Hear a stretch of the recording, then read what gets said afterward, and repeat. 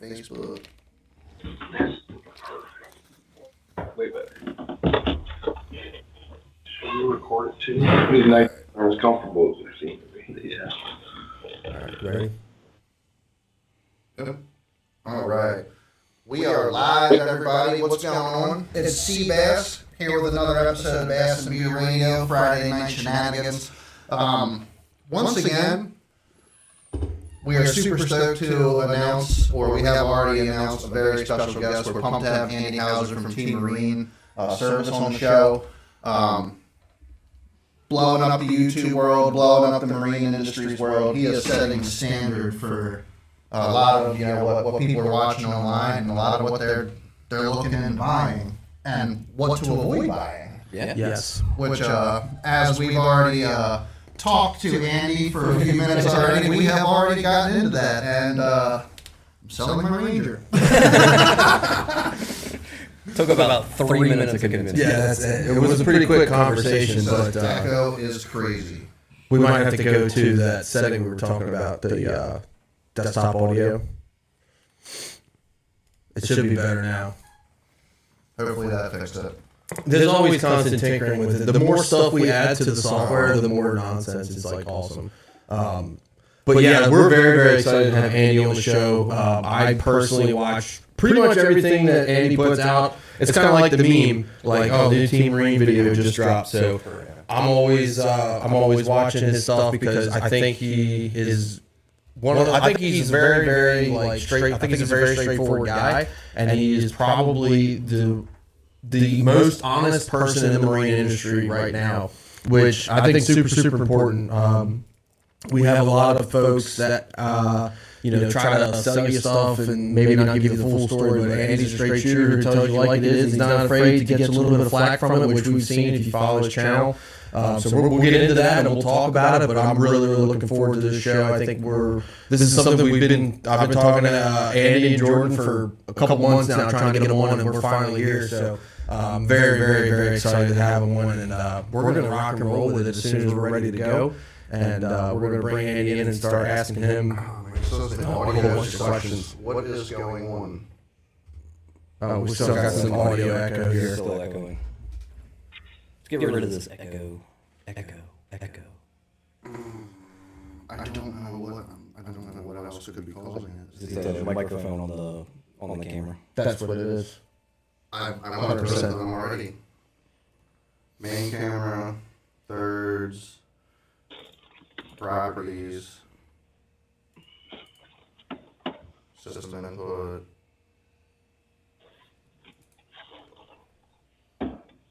bird mini, that's quiet.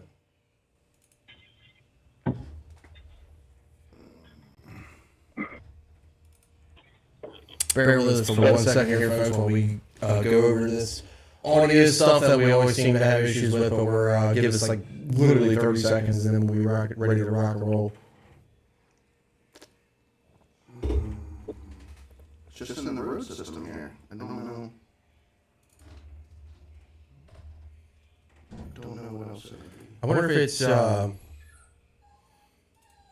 wonder if it is your microphone in the middle. Is your microphone off? No. I'm gonna try muting my your microphone microphone. as well. The microphone should make a difference. Why is it doing this? Never fails. Yeah, true. There's always something. Hang on a second.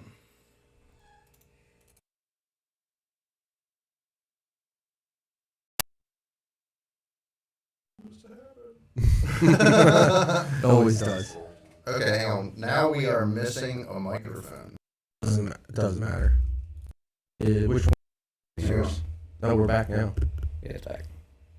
All right, so we just restarted the audio system, so let us know if it sounds any better. How's it sound, guys? Very bad echo. Shit. What if you take the system all the way down? Then I won't be able to hear Andy. Oh, true.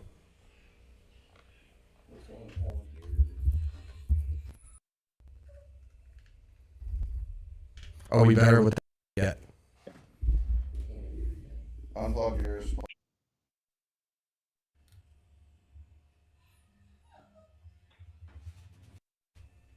How about now? How about now? Tony, you don't get to talk today. No, I'm There you done. go. You're back. Damn. Are we still working with the echo? All right, we're good now. All right, sorry, I don't know why we always have issues. Does it sound better? As soon as I get the Fixed. All right, Fixed. let's go. All right. Hell yeah. Okay. Okay. Sorry. We were stressing out a little bit there for a second. All right, but now we're gonna bring on the man. We're gonna let you guys talk to him. Like I said, I'm very, very excited to talk, and I know he can hear us right now. But my only request is, Andy, can you give us the most enthusiastic? How are we doing today, everybody? When we bring you on, so we're gonna bring you on here in just a second, and I'll give you the thumbs up, and then let's hear it, man, because we're excited. Yes, sir. Hit that, everybody. Hit that like and the share button, and we are going to swap over to Mr. Andy Hauser right now. That's awesome. Love it. Well, hey, man, we really, really appreciate you coming on. Like we kind of talked about earlier, we're really, really excited to have you on, and I feel like I'm talking to like a Major League Baseball player or something right now because, you know, everybody that I personally, pretty much every episode of this show, I will say, oh, well, in the Team Marine video, and everyone's like, well, yeah, and we always talk about it. So, very, very excited to have you on. We talk about it with all our followers and the folks that watch our show. So we have a number of questions. I know you and I have already talked about it, but I want to start getting into them right off the bat. And I guess we were kind of talking about it earlier, but I kind of get ragged on a little bit being the Evinrude guy. In your opinion, what killed Evinrude? Was it the two-stroke? Was it COVID? You know, was it The fact that they grenade. Was it that? I mean, or was it just a bunch of different things all at once? I think it was a combination of a lot of things. I think the G2 itself took them down. It was something that was destined to be done. I think from the beginning, I've heard a lot of insight from people at Evinrude, some people that were at Evinrude. I would say they're all gone now, probably. They've actually reached out to me. I think it was a dead issue from the beginning. G2 was just to keep them going for a while. The G2 platform didn't work for them. It was okay. They tried to do some things, and I think from what we've understand was it was just a dead stone. It was just going to go away anyway. It was going to be what they have right now, and everybody knows what I think about what they have right now. So I mean, that's what they felt the future was, and it was a horrible thing. I mean, Evinrude was a great motor. It was a great outboard. It needs to be around. The name, I've said that hundreds of times. That Evinrude name needs to be there, but it's not there. It's just the Ficht was fucked. We knew that. I know that. Turned into a hole, just from quality of parts. And I've told people time and time again, and I could literally lay blocks down on the ground side by side, have a blindfold on. You could take a hammer and just tap them, and I could tell you which one the Evinrude was, just from the imperfections of the metals and all that shit. So I just think it was a spiraling out of effect thing that started. The Ficht was just something that tried to get them over the next level, turned into being the fucked it. And then the Evinrude, the E-Tech turned into being a good motor. It was quality. It lasted for some time. And then the switch to the G2 just right out of control. Do you think the G2 was over engineered, or was it just it? I guess I'm not like, so I grew up working on old Mercury's, Johnson, stuff like that, you know, with my uncle and stuff like that, but carbureted. Once it got to DFIs, like, I don't play with it. So I guess, you know, you guys are in that stuff all the time. Was the G2 just were they just trying to do too much, or it, like the parts were not to spec, or what was the deal? Yeah, no, it was over-engineered for sure. The gear case that was on it, you can't take one off of a 250 next to it and put it on the other one. You got to take it off, reprogram it, plug the son of a bitch in, make shit happen. I mean, it's not as simple as taking gear case off one, putting it on another one. You literally have to reprogram, and that took people out of the industry when they were working on them. They didn't have the software to do it, and so people were hung to dry. I mean, they used that same similar style electric shift back in the 70s, and they went back to it, for God's sakes. They went back to it. And I know what they're trying to do. They're trying to compete with the Mercuries and stuff like that, but Mercury did it right. They put all the electric up top, right? I mean, they do have the electric little stuff in the bottom, but it's not like what Evinrude did. You literally have to run a cord. There's a bunch of wires hanging out of your lower unit. It shouldn't have a bunch of wires hanging out of your lower unit. Right. That's crazy. Yeah, I agree with you. It was over-engineered for sure. So how much did it hurt your feelings when you got that letter from Evinrude saying that you were no longer supported? As a dealer, we were a pack dealer, which is a parts accessory clothing dealer. We never got an email. We never got nothing. We literally got. Wow. That's what we got. And I got it, and I literally went to go buy a bunch of parts so I would have stock because I figured what was going on. Everything immediately went red out of stock. We couldn't order anything. We couldn't buy anything. They literally, they kicked us right in the nuts. So that was just the ultimate thing, and that's essentially what they did to their people that were buying outboards. I mean, I was literally told that their poster boy, Scott Martin, had just purchased 3 of them for his offshore boat just before they went down, and they never even told him. Yeah, because it's funny you say that because Scott Martin was the Evinrude guy. I guess at the time, was it still FLW still around? Yeah, he was still. It was still FLW, and then you had a few Elite Series guys. Zach Burge, Corey was one. Johnson, and a couple of those guys. Andy Morgan ran them. Andy Morgan, yep, had it on the bullet. I know Chris. The last year that Corey Johnson ran him, he blew up 3 that year in the Elite Series. Yeah. It was crazy. I know Greg DePalma told me that between 4 guys that were running Evinrudes that last year that they were around, there were like 7 blown motors between those 4 guys. Yeah, that's horrendous. Yeah, it was crazy how fast those things were blowing up. Yep. I feel like you've been dumb lucky with yours. You know what? And like, here's the thing. And the shop that I take all my stuff to, they said the same thing. They're like, look, if you got it, it's probably gonna run for a long time. The problem is, you're gonna have something stupid happen, like, you know, a high pressure pump, or maybe an injector goes out. You probably won't blow it. If it hasn't blown up yet, you probably won't. But guess what? When that high pressure pump goes up, you can't get one. And then you're screwed. And that's why I went out and bought a Project Bullet. I literally had to go buy another boat to make sure that when my Evinrude finally does... He had to. Well, probably not. But when my Evinrude finally does knock and I can't get parts for it, I don't want to be without a boat for 8 months, even if I can get the part. And a lot of that's in part to the video that Andy and Team Marine put out a couple months ago about how the parts was just so... It was backed up. And the thing of it is BRP is not saying anything to anybody. Like... No. Great question. Yeah, one of actually, I don't know if you're familiar with him, Andy, but there's a guy we had on the show a couple months ago, Matt Downs with Trick Tins, does some really awesome John boat builds. His question is, do you think Evinrude will sell the patent to another supplier or another motor manufacturer, and why or why not? No, they're going to hold it. They're going to hold it to kill it. That's what I think from the beginning. Yeah, should they? Yeah, they should. But who would pick it up at this point? I mean, Right. if you look at who's doing what, Mercury don't want anything to do with it. Yamaha, Suzuki, Honda, they don't want anything to do with it. Taihatsu doesn't want anything to do with it, right? I mean, there's no reason for them. They're being successful right now without it. They were the happiest day they ever could have had when Evinrude went away. That was a big 3. I mean, that's literally sticking the knife in one of the big 3 and they leave his door open. So it's going to go away. And from what we've heard from the CEO that is in charge, it's just not going to happen. I mean, I did a video of the underboard, and their vision was not, they figured all big V6s were going away. That was their vision. That's like my favorite video ever, is watching Andy rant about the Ghost or the Rotax underboard. They basically took the block of the Evinrude and made it sideways. And I think, what is it, 16 bolts on the cowling? 18. 18. I think it's 18. And what happens is when you get water intrusion, it has a bilge pump for the cowling. Well, what happens when the bilge pump continues to run? Battery dies. So then your motor gets water in it, and you go to start it, and it doesn't start, or it starts for 5 seconds, and then it throws a rod because there's water in the cylinders.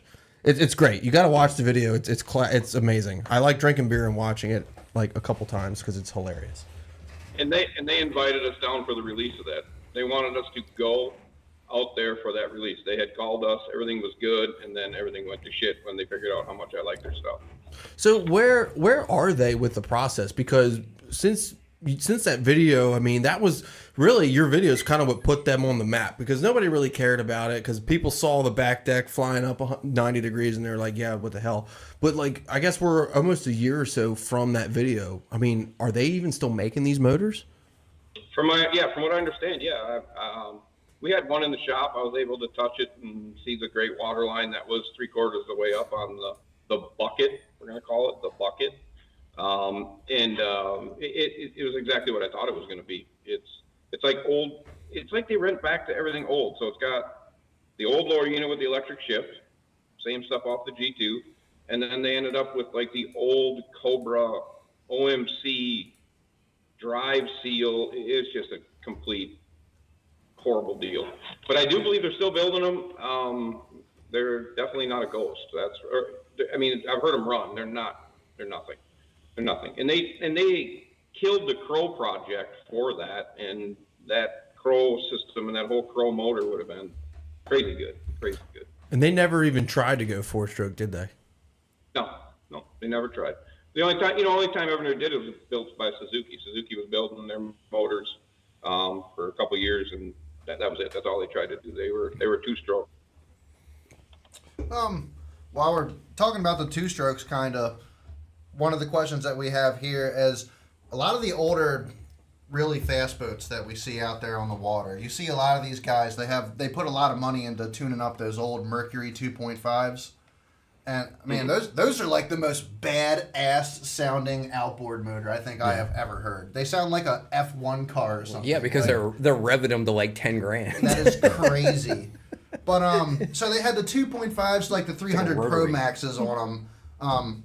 Are those older motors maybe not more reliable but faster than these new, say the Mercury Racing 4-strokes that they have out there, the 300R, what have you? You think those are faster than the new motors they have out now in the 4-strokes? Faster, depending on the boat. Depending on what we put them on. We put them side by side on this Nitro I'm sitting on. I'm probably going to say that 2-stroke's going to do just fine. It's going to keep up. It's going to do what it needs to do. The technology of today's outboards is so far advanced that I think you can get anything out of these new ones. It's just they're detuned. You know what I mean? They're literally a click and a drag from being extremely out of control fast. Where the old 2-strokes, you kind of had to work at them. You know what I mean? Take them apart. Do some special things, certain heads, flywheels, cut some exhaust, port some tuners, do some stuff like that. And that, to get it to what it was from stock, where these new motors, I think you can have a guy that did all that work on the old 2-stroke and he's got his hat turned around, hair on fire, and he's happy as shit. And he just passed the 4-stroke, and then Bobby goes and takes his 4-stroke and gets to the right guy, and they just completely retune it with a click and a drag of a computer, and then Bobby's flying by old Jimmy in his boat, and he's pissed off again. For sure. And there's that guy can do, because that guy's on the edge of explosion, on sending a rod through the block, and the 4-stroke can still keep going. Mm-hmm. So I know. Go ahead. Look at your 4-stroke cars, right? Your 4-stroke drag cars. Look at the RPMs they're winding.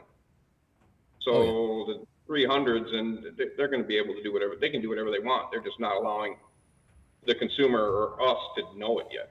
Mercury will not. You cannot get a code from Mercury to basically take that 4-stroke and redial it in. Like you can with Yamaha. Yeah. Yeah, right. I mean, you could flash a 250 to like a 320 or something. So you can take you can flash a Yamaha 200 to 332. That's ridiculous. Correct. Oh. Yep. It's the same block. The It's 200, it's all in the tuning. The 200, 225, 250, and 300 are all the same motor. It's all tuning. I can take an AP Suzuki and get it up over probably 320-ish. That's crazy. Wow. That's crazy. So speaking of Suzuki, this is something I've wondered because of Andy Morgan running a Suzuki now. Mm-hmm. I've heard mixed reviews about the speed, that they're a little bit slower. They're very reliable, but they're a little bit slower than other motors because of the gearing. How are those new Suzuki motors? The matte black one, the new one, the DTS one, the all digital? Yeah. Or are you just saying any SS? I guess I'm not super familiar with the Suzukis, but I know I know a couple guys. I know Adrian Avina runs one. I know Andy Morgan's is running one. I'm not sure which model they're running, but yeah. I was just curious how the speed relates, because I've heard people saying that they're not quite as fast as other motors. I bet you we get 100 emails probably a month about this, and we try to answer as many as we can. We're overwhelmed with them by this point, but It takes work. It takes work. It takes a lot of propping. I probably spent more money in propping and testing on Suzuki than probably some of the Suzuki people have. Because I believe in that outboard. I believe it's got plenty to do. I believe that it can go really fast if we get it to that point. Propping is a huge issue. Still working on props, still customizing props to try to get the little bit more out of every time we spin it. You know, we get 100 more RPMs out of it or something like that. And people say, well, what's the use of working that hard for 100 RPMs? Because if I can get the legitimate, you know, the math down for another 100 RPMs, then we can move to 500 RPMs. We just got to know the math on how to get there. So the question is, are they as fast? Out of the box? No. You cannot probably take a Suzuki, put it on Andy Morgan's boat, and take a Mercury and put it on Andy Morgan's boat, and then Mercury's going to outrun that Suzuki in speed. Now, at the end of the day, is there a service trailer for a Suzuki at a tournament? Probably not, because they don't break. Right. If they do break, it's pretty minor. Is there a Mercury? Yeah, there's a Mercury trailer and there's a line, and that's just how it goes. But there's a lot more Mercuries out there than there's Suzukis. You can bet that too. Mm-hmm. You're going to have to work at getting that Suzuki to where it needs to be, right? And a lot of these shops, nothing against them, but they're not going to spend the money and the time to go out there and try to do that. They're going to do what they're going to bolt it on, they're going to set it, and they're going to put a prop on it, and they're going to go. And a lot of times they're going to go with probably a Suzuki propeller, and that's probably not going to get you to where you need to be. It's just not going to happen. So what's your props to Mercury? Mercury's propping in their lab is the best by far. Their props are the number one for sure. So talking about outboards, we have a question from one of our viewers asking, you know, is Yamaha still top of the food chain, or what outboard would you put on your boat?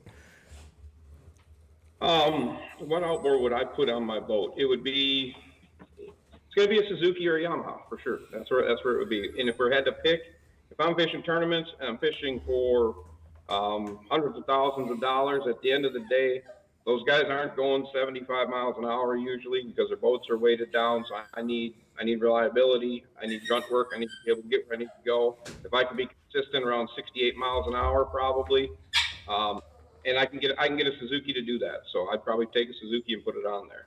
Right close, a hair, Yamaha's right behind them for sure. Okay. I have heard that about Suzuki. I have a couple of friends that run Suzukis, and I've just heard that the reliability on them is just off the charts.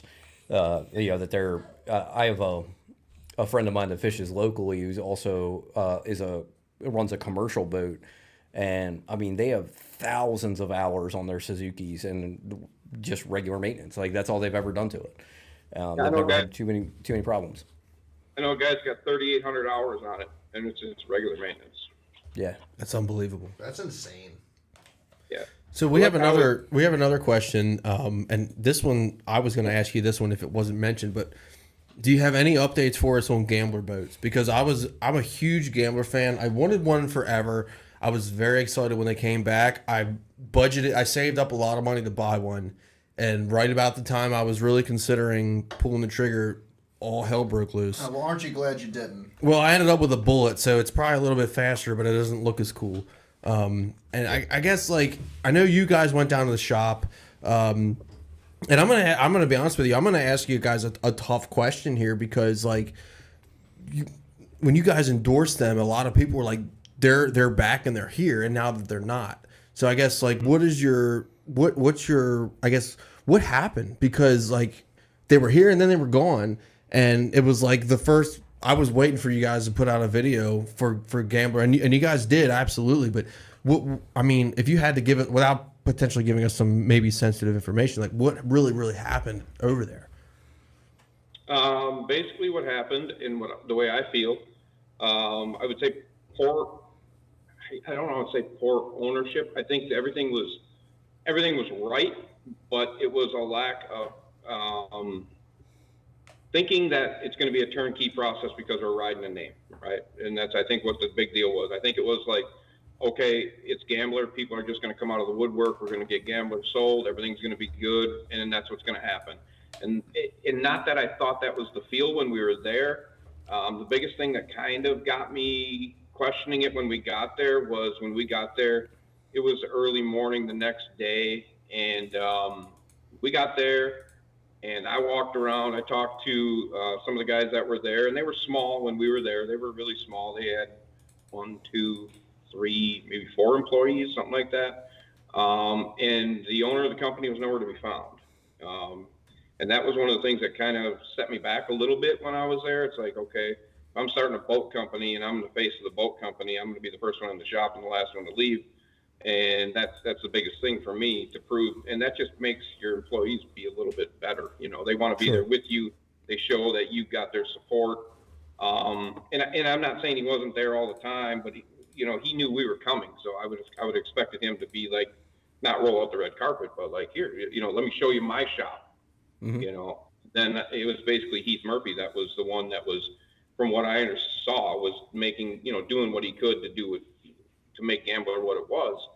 And anybody that thinks they can start a boat company with $1 million is insane. That's not going to happen. I mean, people are, there's companies that start boat companies with $5 million and don't last. So I think it was budgeting too. I think there was some budget stuff there that wouldn't happen. And it wasn't the lack of, when Heath was there, it wasn't the quality. The quality was definitely there. It was literally, it costs a lot of money to build boats, and I don't think there was enough in the bank. Yeah, and it's I'm glad that we got to talk about that, because like I said, I think Gambler has a niche following anyway. If you have somebody who's looking to buy a bass boat and you put a Ranger in front of them, a Skeeter and a Phoenix, which is huge now, and then a Gambler, most guys that are out there fishing BFLs or maybe trying to throw their hat in an open, they're not really drawn to a Gambler. It's almost like a bullet in that it's a performance boat that doesn't necessarily have all the fishing capabilities of the Tritons and the Rangers and maybe even the Icon, which we're going to have to get to in a second. So I feel like they were already starting with kind of that niche.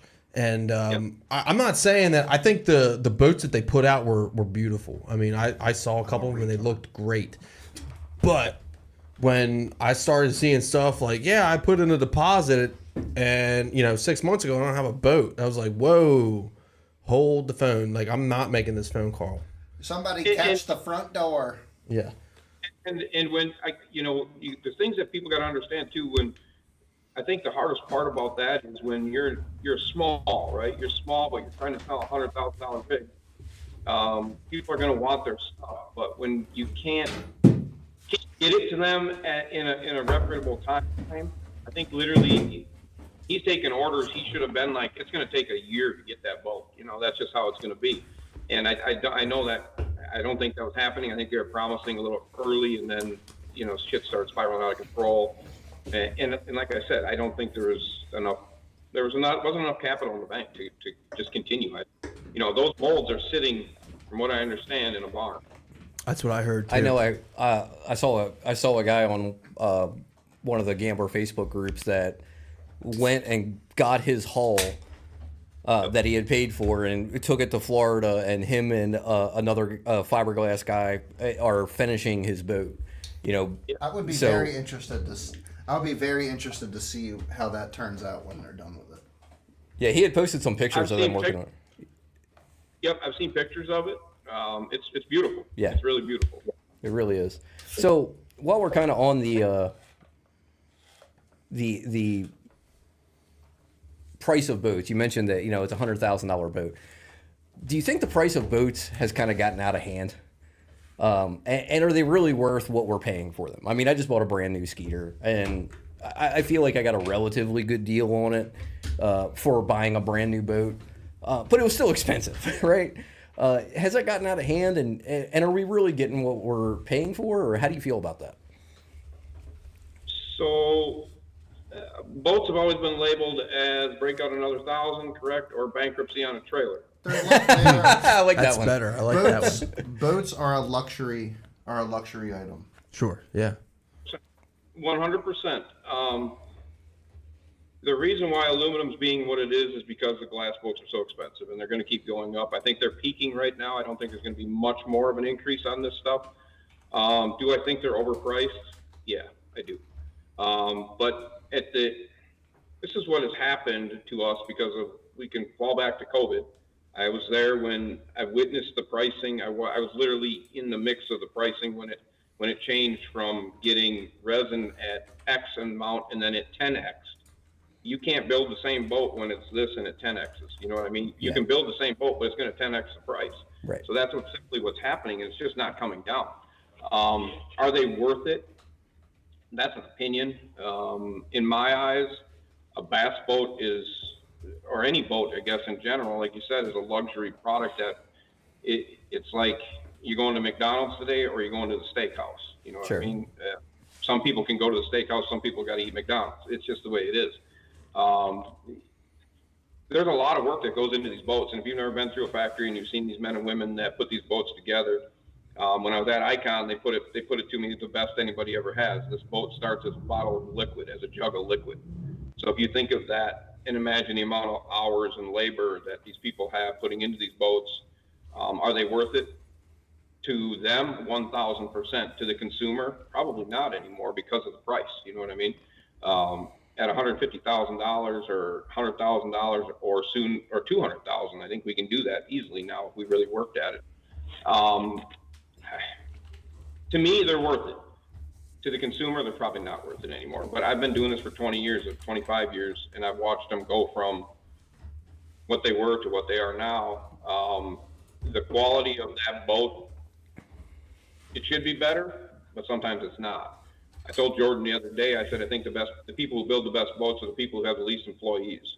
And that's kind of a weird deal. And then he kind of double took at me, but it's because they literally give two fucks about what they're doing. Right. Yeah, They care about 100%. Yep.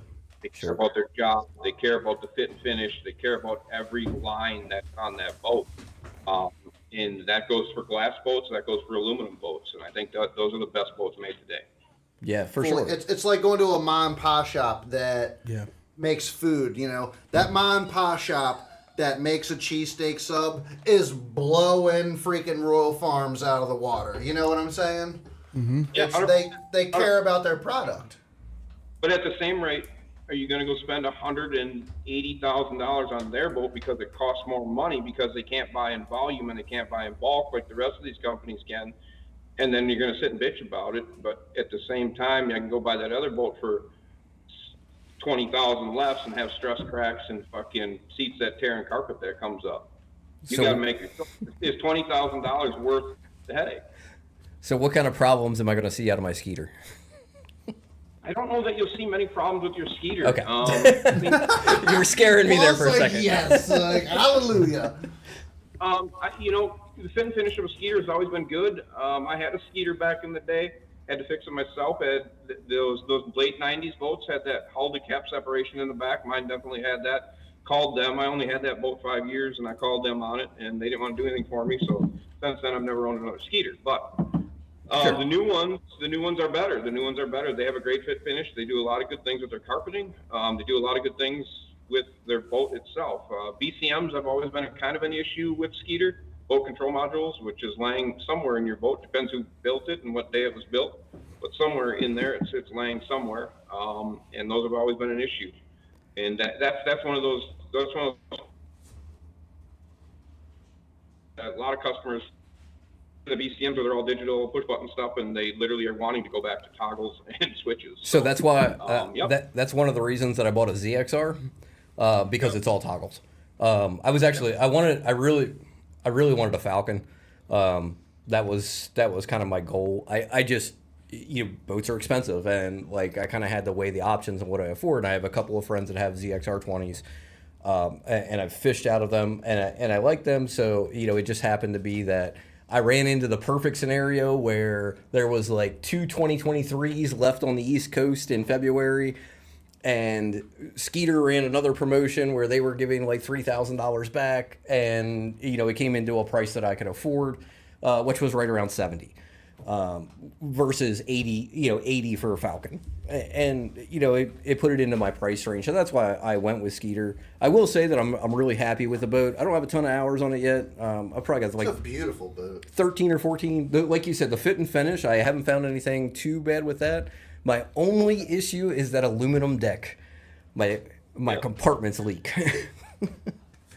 And I was talking to somebody the other day. about their compartments, and they're like, well, what kind of boat would you buy that doesn't have leaky compartments? And I said, a 1996 one that had compartments that sat vertically, because they don't leak. Well, I can, like, Anything my Champion, that lays deck is going to get water in it. I never had a problem with my Champion.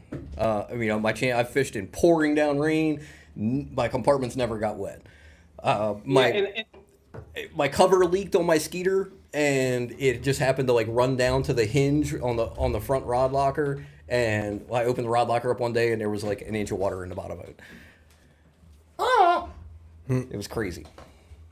That's the only issue that I've had so far with the Skeeter, and I've read a little bit about fixing it. We shouldn't have to fix an $80,000 bass boat. That's Right. kind of the point. That's my point.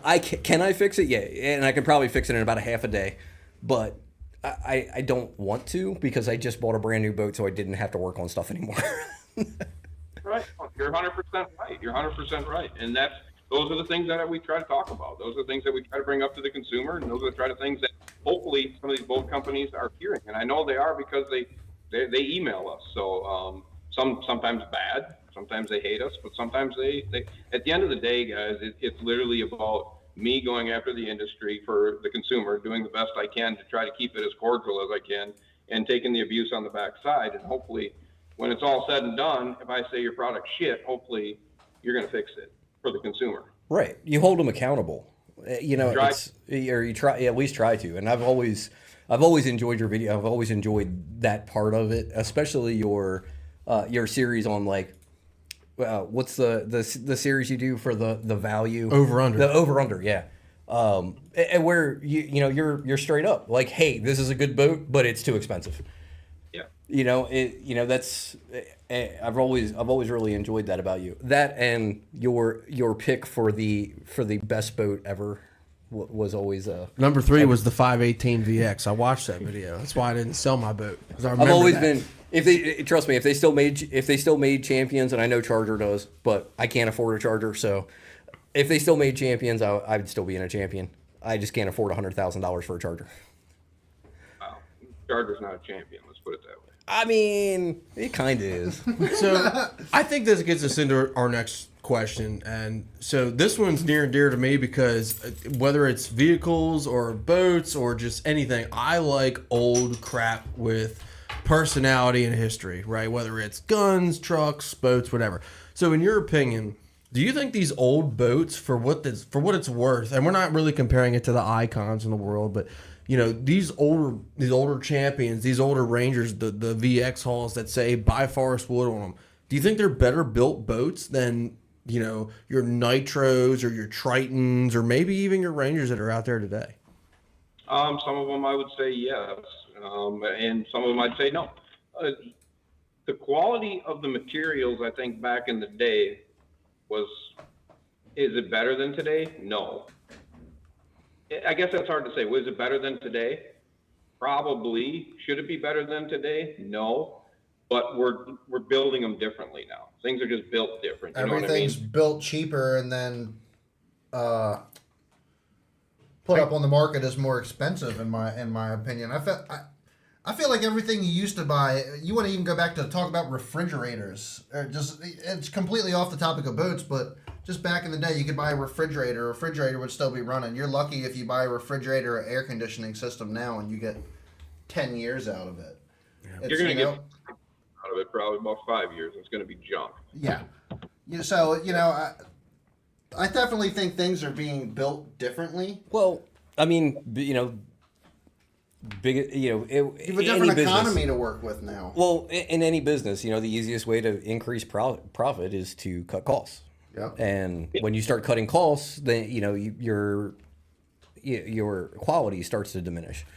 So this is actually a good way to thread into the next series of questions that I would like to ask Andy about. For everybody that's listening right now, we appreciate you guys watching. If you guys would hit the like and the share button for us, we would really appreciate that. Get some more people in here. We have had some phenomenal questions for Andy, and we want to keep on keeping on with those questions. Hit the like and the share button, and let's go. And with that being said, I kind of want to roll over into, we're talking about quality. we talked earlier about these ma and pa boat shops. They have ma and pa. You have people that are 5, 6, 7, 8 people that are building a boat, and then you have a Johnny Morris factory. I'm running a 2024 Ranger 19.8P with the Mercury Pro XS 150 on it, as we talked about earlier, and I bought a 21 originally with about 12 hours on it, and I'm telling you right now, that bitch wanted a submarine underwater. I mean, I was, what's going on, B-Rye? I was just not familiar with bass boats and setup at the time, and I'm still not. But they didn't set it up correctly whatsoever.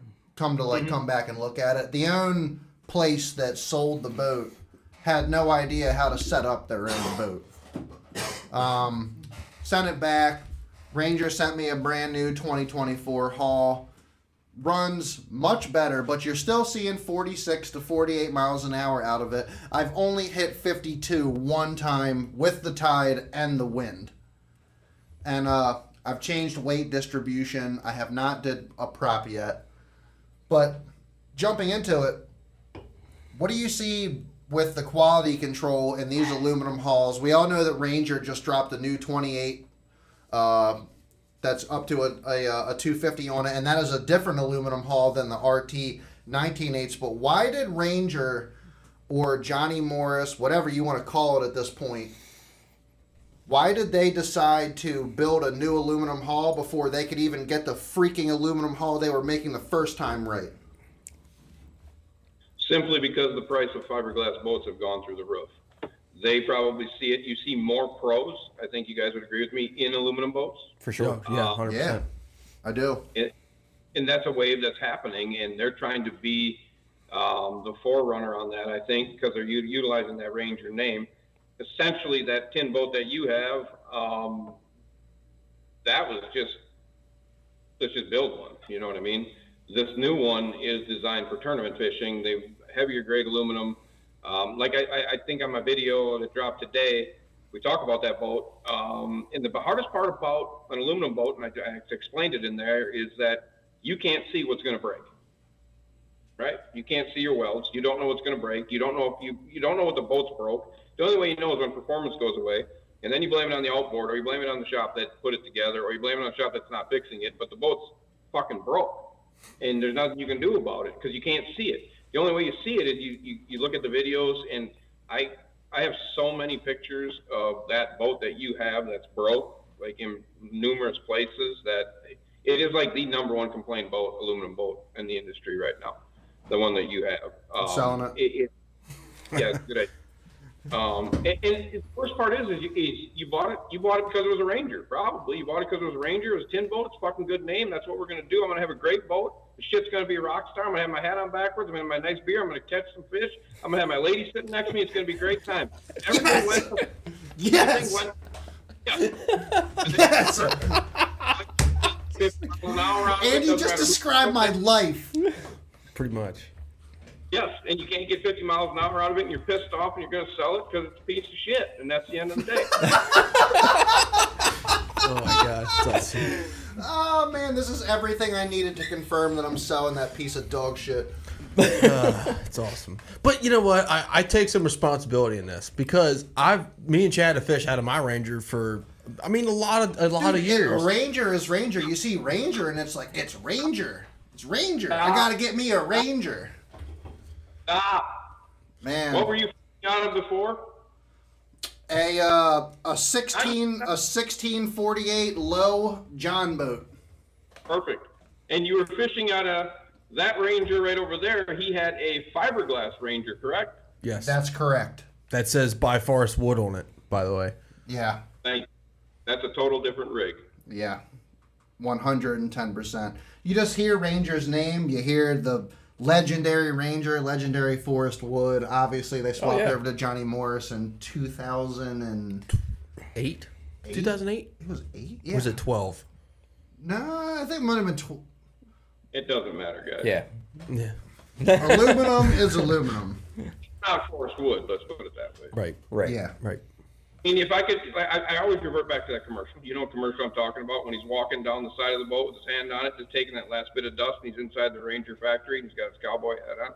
Literally looks like he is touching a Lamborghini, and he's taking the pride to take the dust off of it. That shit don't happen no more with a Ranger. No. Yeah.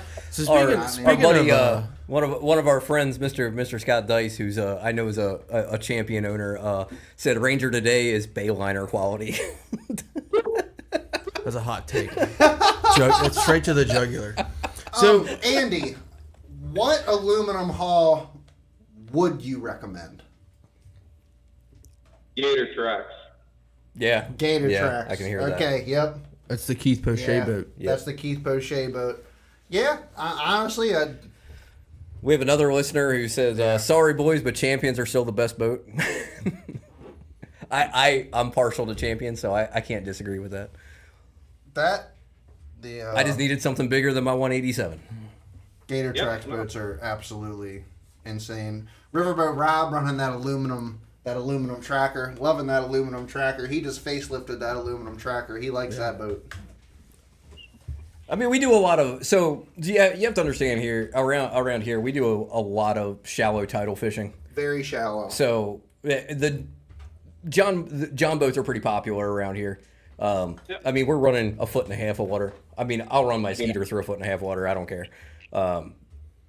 But John boats are popular because there's a lot of backwaters, a lot of canals, stuff like that. So yeah, a lot of people are running those John boats or running aluminum boats because we're running such shallow water around here. So aluminum boats have kind of gained a lot of popularity around here outside of the tournament fishing. The tournament fishing is still dominated by obviously by glass boats, but for the average everyday person, they're looking at aluminum boats. So what is like you said, that was the reasoning behind the question.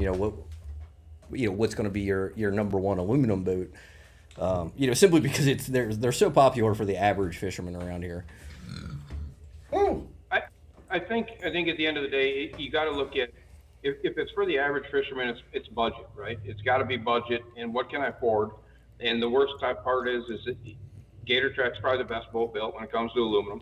But they're not cheap. No, they're expensive as shit. I mean, they're. But you go back to what we were talking about. You talk about quality, and you talk about expense, and you talk about number of employees. And we had a couple conversations with those guys a long time ago, and they literally are like, John, this is your job today on this boat. This is your boat. This is what you do, and that's what John does. And then John makes sure it's done and it's finished correctly before it goes to the next guy. And not guys, not gals, or guy or gal. It's one person doing that job, and they give a shit about the boat. You know what I mean? Is Express good? I mean, when I talked to those guys down there at Gator Tracks, Express made them a lot of money. They had to re-weld a bunch of Expresses. So, damn. Damn. I witnessed a lot of boats that when they first came out with just 150s on them, I said, how the hell are they going to handle that? I was used to the 40-horse tillers and the 40-horse trackers, and I was watching them break. I said, how are they going to handle a 150? And then those boats broke. And then everybody tried to do that. And it's literally the fact of the engineers need to just sit down, put their heads together, and build a goddamn good aluminum boat that doesn't break. Right. And make it somewhat affordable for everybody to give longevity out of. And that's because, like you said, the aluminum market is growing every day. We know this. I mean, it is spiraling kind of crazy right now. I'm gonna call up my boy Matt Downs on this right now. Matt Downs, this is your time to shine, baby.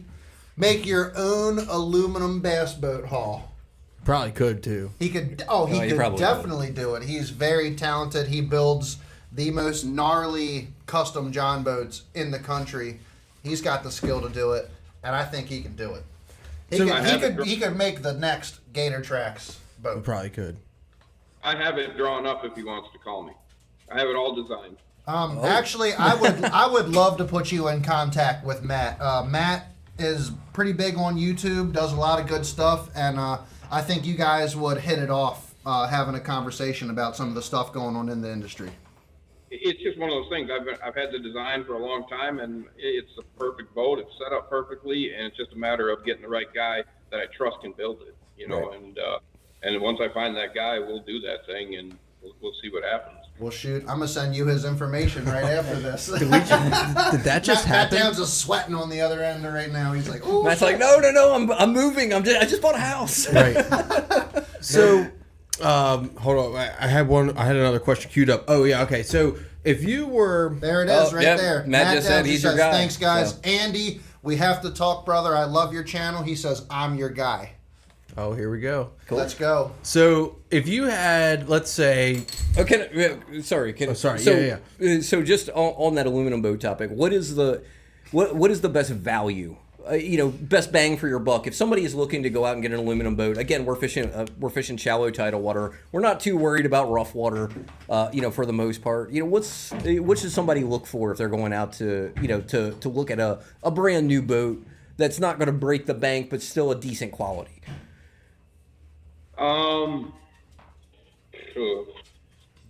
That bad?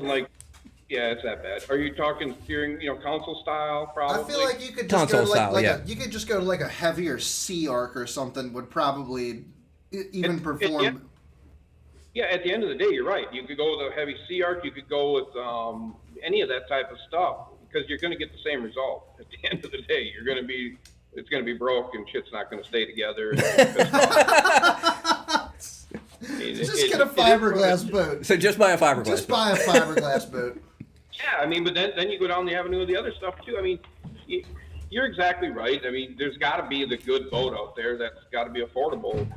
But we just explained affordability in boating is kind of one of those oxymoron type of things that's just not going to happen. Right. There's guys using great aluminum and they're great welders and they're designed wrong. If they get a good designer in there that knows how to,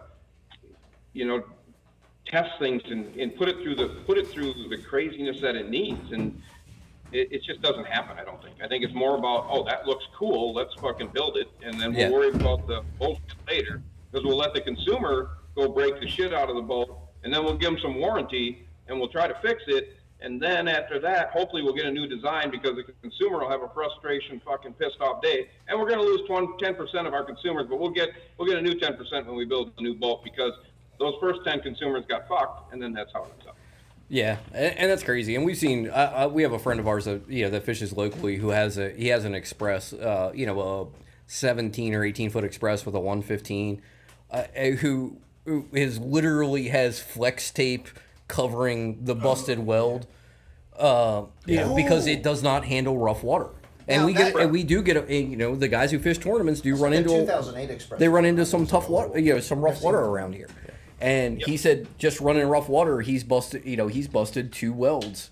One of them is the flex tape one's above the water line, but he had to have the keel weld re-welded, because it busted, and just from fishing one tournament. Just literally running it. You know what I mean? Just running. They just get beat. And welds aren't designed to flex, as far as I know. Yeah. No, they're not. Yeah, it's not going to flex. Something's got to give. Exactly. So at the end of the day, we need to build heavier aluminum boats that just are going to be able to handle it.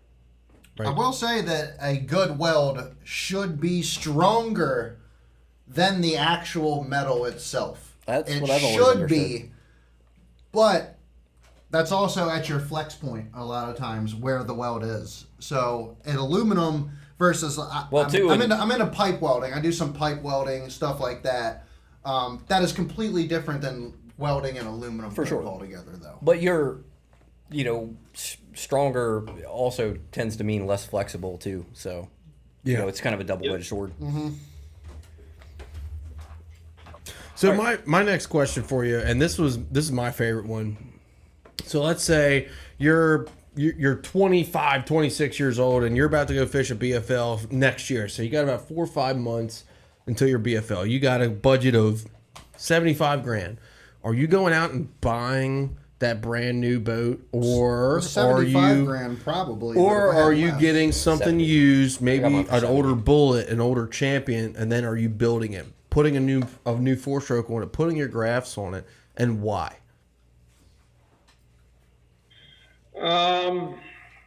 I've always been that guy that believes in the older hull and putting new power on it. I've always been that kind of guy, and the only reason I say that is because those people back then gave two shits about what they were building. I've said that in a lot of my videos.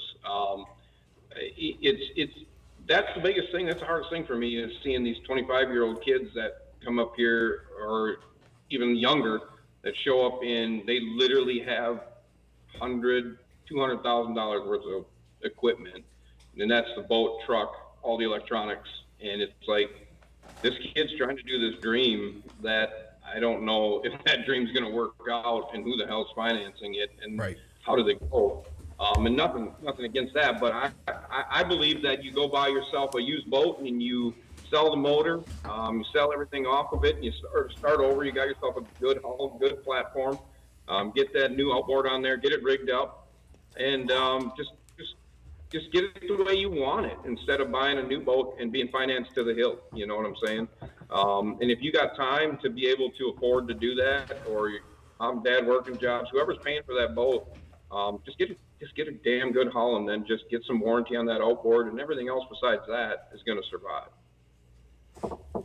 Yeah, I agree with you. I don't disagree with that. I completely agree, and that's part of the reason why I went and bought that 2002 Bullet is because, like, after Gambler went under, I kind of lost a little bit of hope in some of the newer boat manufacturers out there. I mean, like, Nitro the price is attractive, but the boat isn't. I mean, Ranger's out of my price range. Triton, The price isn't even attractive. I haven't heard bad things about Nitro. The 21XL, if you build a 21XL with it's still like tournament it's loaded, it's $85.90. $96,000. Yeah. Like, I'm not I've paying noticed $100,000 for a Nitro. So I'm sorry. I've noticed that like a couple years ago, Nitro was considerably cheaper than Ranger, Triton, which they're all White River now, but that price gap is slowly getting smaller and smaller and smaller. And I wonder if you have anything to say about that too, Andy, because I've seen that. Like, I remember when I was pricing out boats my senior year in college, which was 2020. I told myself, hey, I'm going to I went to military academy. I've been in the military for years. And I always told myself, hey, when I graduate, this is going to be the gift to myself for all this bullshit that I put up with for the last couple of years. And then COVID happened. And then after COVID, when the world got back to normal, the price of a Nitro went up $25,000. I was like, yeah, that's not happening. But the price difference between Nitro and Ranger and Triton and whatever other boat that White River owns now, it's fiberglass. I think they're the only three. Well, not including Legend and Stratus that they killed. The difference of price is getting smaller. They killed Champion too. They did kill Champion. But like, Don't forget about that. Is that something that one you've hurts. noticed, or like, in your opinion? I guess two-part question: have you noticed that price difference, and how stark is the difference in quality between the Ranger / Triton and the Nitro? I'll tell you more after I get back from their plant. Oh, well, we'll wait to hear. Yeah, I can't wait to hear that. Yeah. We did get an invite down there to White River, so we're going to try to make that happen. Don't know, and we'll go from there. But I've said it. They say that everything's being, they're using different materials, I think. But I think the quality of the Ranger when they bought it and it came in, I think they upped the quality of their Nitro. I believe I talked to a dealer this week, I think Wednesday. He gave me props for that. He said how you complain about the fit and finish. The Nitro that they got for this year, the fit and finish was the best they've ever seen, and they've been a long-time Nitro dealer. So maybe, obviously they hear what we say. Whether or not they're doing anything about it is up to them, or are they using all the same materials now on all the boats? And that's what I think it is.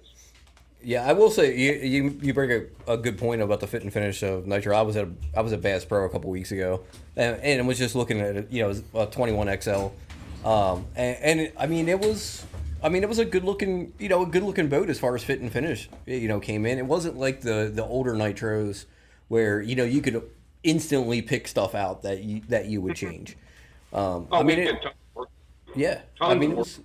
It was a nice boat. I'm just not paying $100,000 for a Ranger or for a Nitro.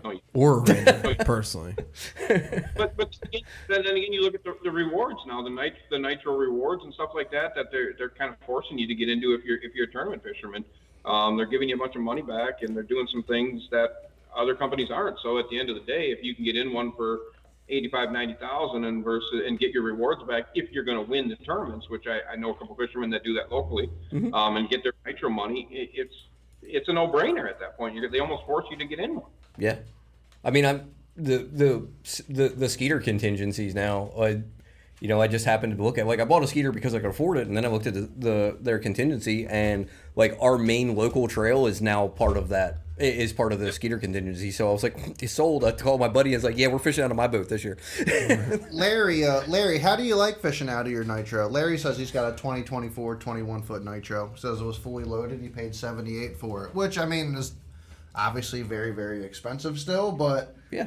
more reasonable compared to other manufacturers. Yeah. Hey, Sure. Jim, we got Jim 100%. Fallon in the house down from the old Headwaters, Florida. What's that's going only- on, Jim? That's only slightly more than I paid for my 2023 20-foot Skeeter. So, that's nothing wrong with that. So I And guess mine was not fully loaded. Well, yeah, you already had stuff to put on yours. I ripped all the electronics off my Champion and put them on. Yeah. So I got quite a bit of discount from not having anything on it. Larry loves his nitro so far. All right. So, Andy, do you think that the companies out there like Icon and like Bullet, which I'm a proud owner of, even though tell I've you only what, run that- it once, like, do you think that these boat companies that are these newer pioneers are going to start making the 19, 18-foot boat for the weekend warrior who we just can't afford, even $75,000 for a boat? I mean, do you see that with Icon or Bullet or any of these, not that Bullet's newer, but maybe Falcon. Is Falcon going to come out with an They have 18 the new foot? Icon Icon. just did it. Yeah. How do you feel about have you seen the new Icon that they released at the Classic? That makes me want to buy an Icon when I saw my Ranger next week. I have not seen that Icon. We have been invited down. We were invited down to do the video on it again. They want us back down there. When we were there originally, I think Icon is the biggest player that's coming. And I think they're going to be, if not one of the most quality built boats for your money. Those people are great people, and they're not going to run out of money. They have a ton of money. They have a ton of backing. They can do what they want to. They have great engineers, and they have a great support staff there. When I say that, the right people are in the right place for the company to do the things that they're supposed to do, and they get the freedom to go do what they need to do. That new Icon it's really, and it's priced really good. And I think they're going to be the company that's going to set the new standard for, I think, the industry when it comes to that, because they're going to give you the options that people need, and they're going to try to keep the price to where it's affordable. They are going to be the standard, I think. If not, I would say you give them 2 more years, and you're going to see some crazy things come out of Icon. Nice. It's So- funny you said that. Yeah, they're not going to run out of money. I think it was on your video that you said that, like, one of their saltwater boats makes them more money than like 50 of their bass boats. Yeah, it's crazy. Their bass boats could hang off the back of their saltwater boats. Yeah. It's one of the guys that I see online that gets a lot of heat for like running his Icon is, Josh Jones. Josh Jones has a lot of ignorant people talk shit on him about running his Icon. He talks all the time about how he loves his Icon, and then people tell him that he loves his Icon just because They gave it to him. Gave it to him or whatever, and he is literally just adamant. He's like, no, dude. He's like, this is literally the best boat I've ever run.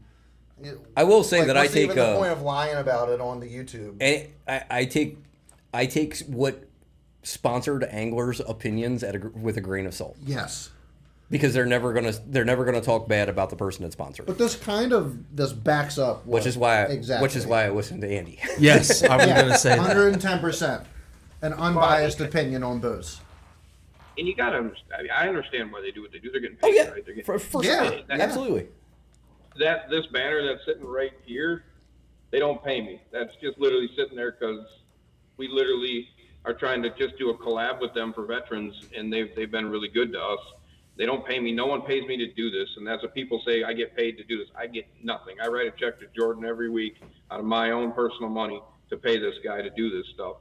And we've had tons of collaboration opportunities, tons of sponsorships, tons of that stuff come down the road, and we literally have denied every single one of them because we want to make sure that no one thinks our views are being swayed in any way, shape, or form. When you reflect back to bass fishermen, that's their life, that's their livelihood. They have to go do that. So, and I think it's getting to the point where, like you said, the grain of salt thing is starting to happen, which is making it more difficult. But I think it's making it better for guys like me that are just being upfront, bold, and honest because at the end of the day, Icon's going to need me to come down and say, this is either a great boat or a piece of shit. And some people take a chance at that. You know what I mean? Yeah. We get stuff sent to us all the time. These lithium battery companies are coming out of the woodwork.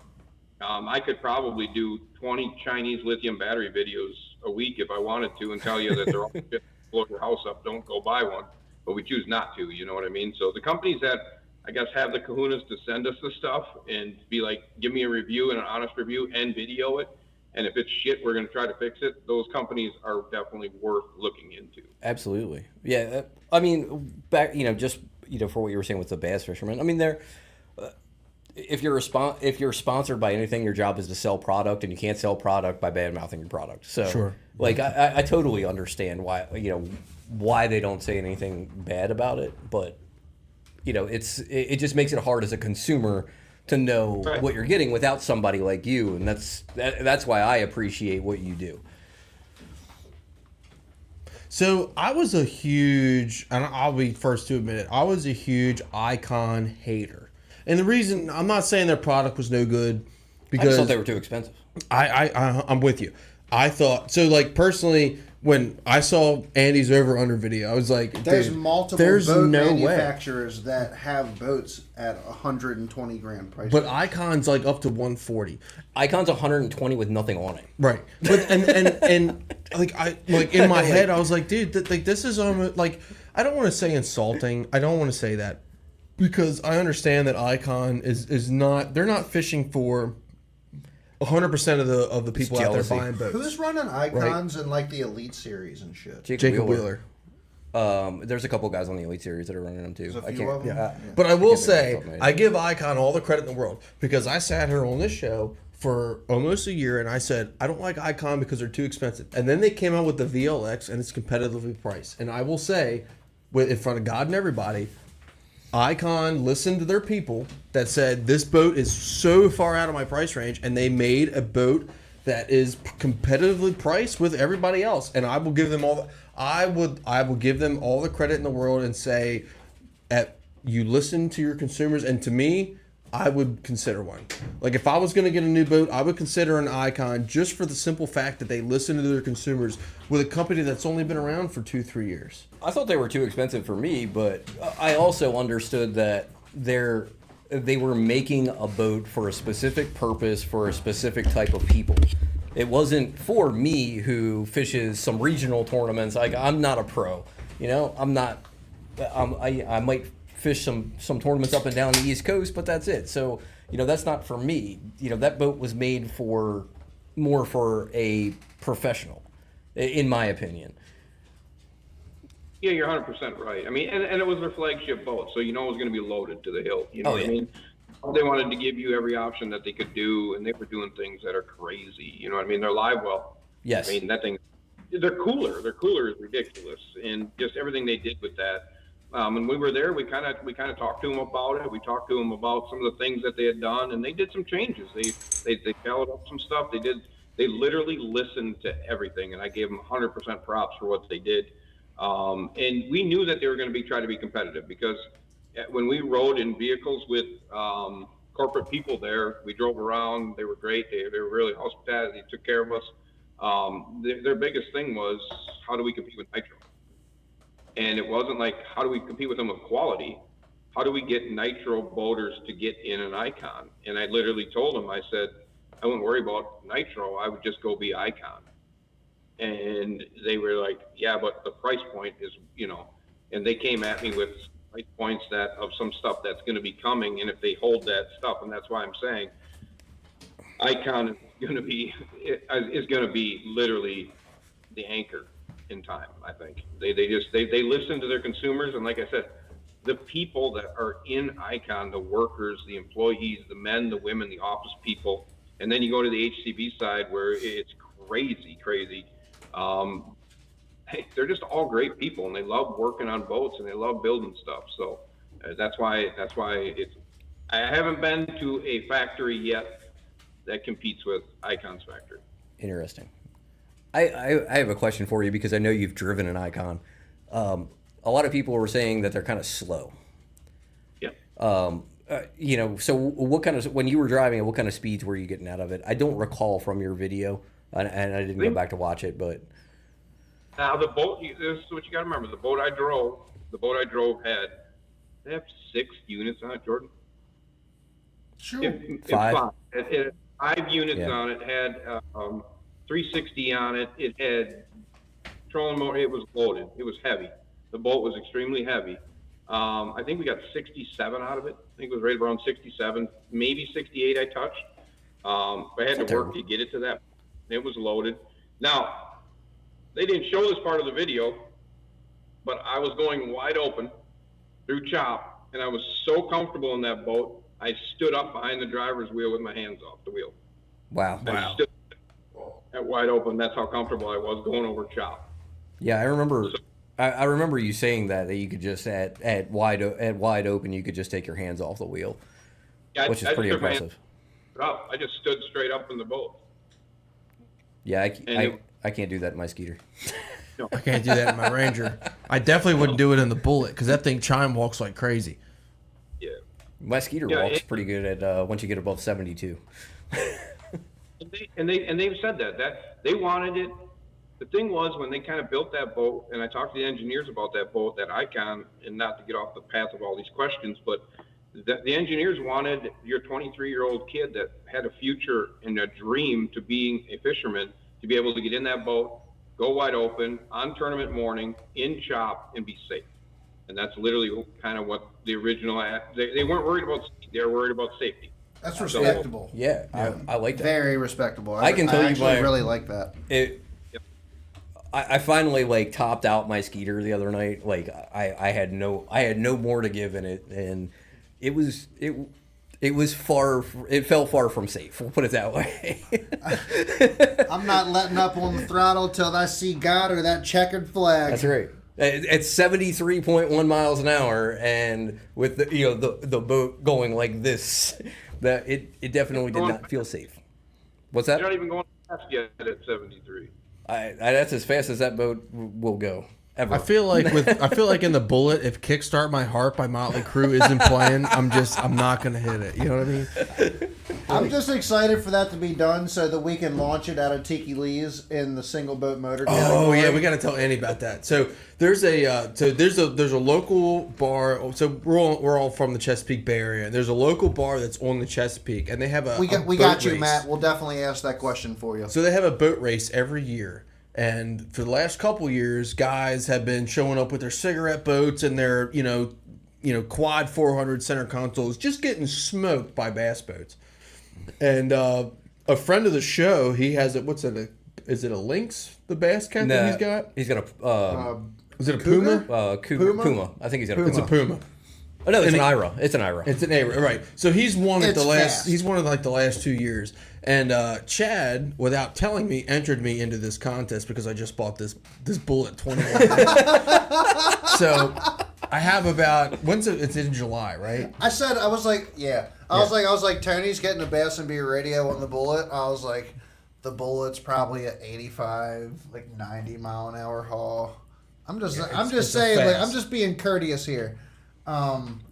And it's only taking you're entering into that. You are definitely taking the Bass and Beer radio boat for a show down that race. I think the last few years, the outboard class has only taken 79 miles an hour to win or something like that. Yeah. It's too easy. You let That's me like know, a joke. You let me know what speaker you want to play "Kickstart My Heart" when you're taking off, and I'll have it there for you.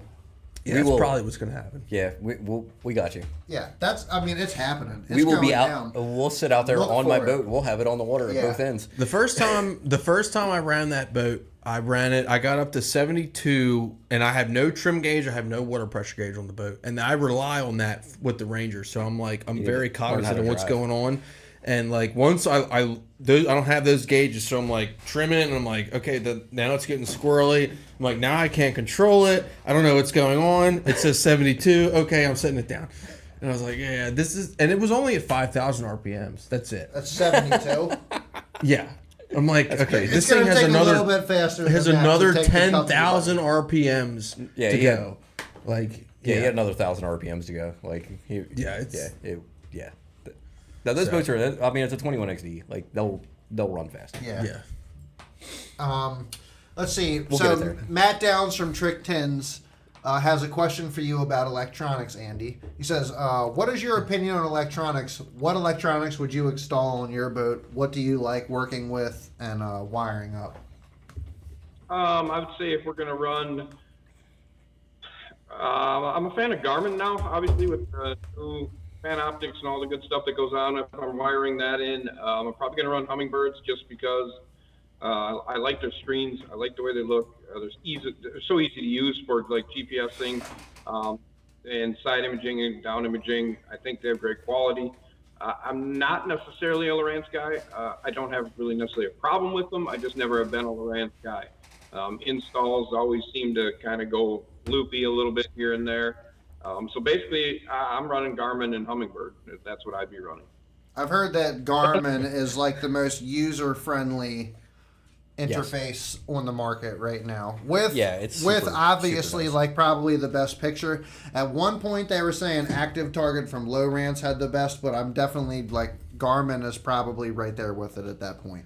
Oh, Garmin's way above. If not surpassed it at this point. As far as yeah. picture goes, yeah, it's way Garmin is, above. in my eyes, and I think if you took a poll on that, I think Garmin would probably come out on top. I mean, there's reasons why I think a lot of pros don't have electronic sponsors no more because they ran multiple brands, and that was a no-no. But they needed to be able to do it, and I think Garmin was that deal. The weird part is that all these electronics that we get now are so outdated. The military has been using it forever. You know what I'm saying? They've been doing that stuff forever. You guys have no idea. You guys have no clue, I'm telling you. You're with tell Andy what you do. Huh?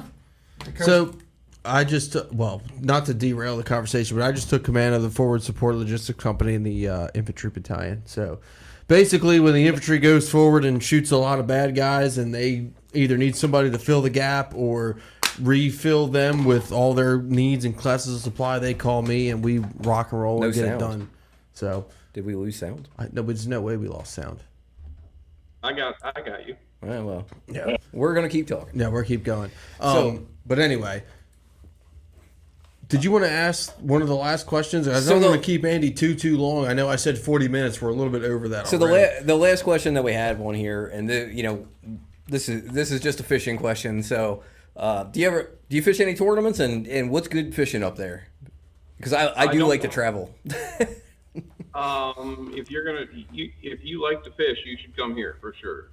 Bass fishing here is probably one of the best in the country. It's river fishing. If you've never fished river, it's definitely what you would like. Big smallmouth, giant largemouth, not giant. I mean, we get 6 pounders, 5 pounders, but our top water bite is probably some of the best in the country during the middle of the summer. I used to fish tournaments all the time. I considered myself pretty decent around here. I was pretty consistent, but I don't fish anymore.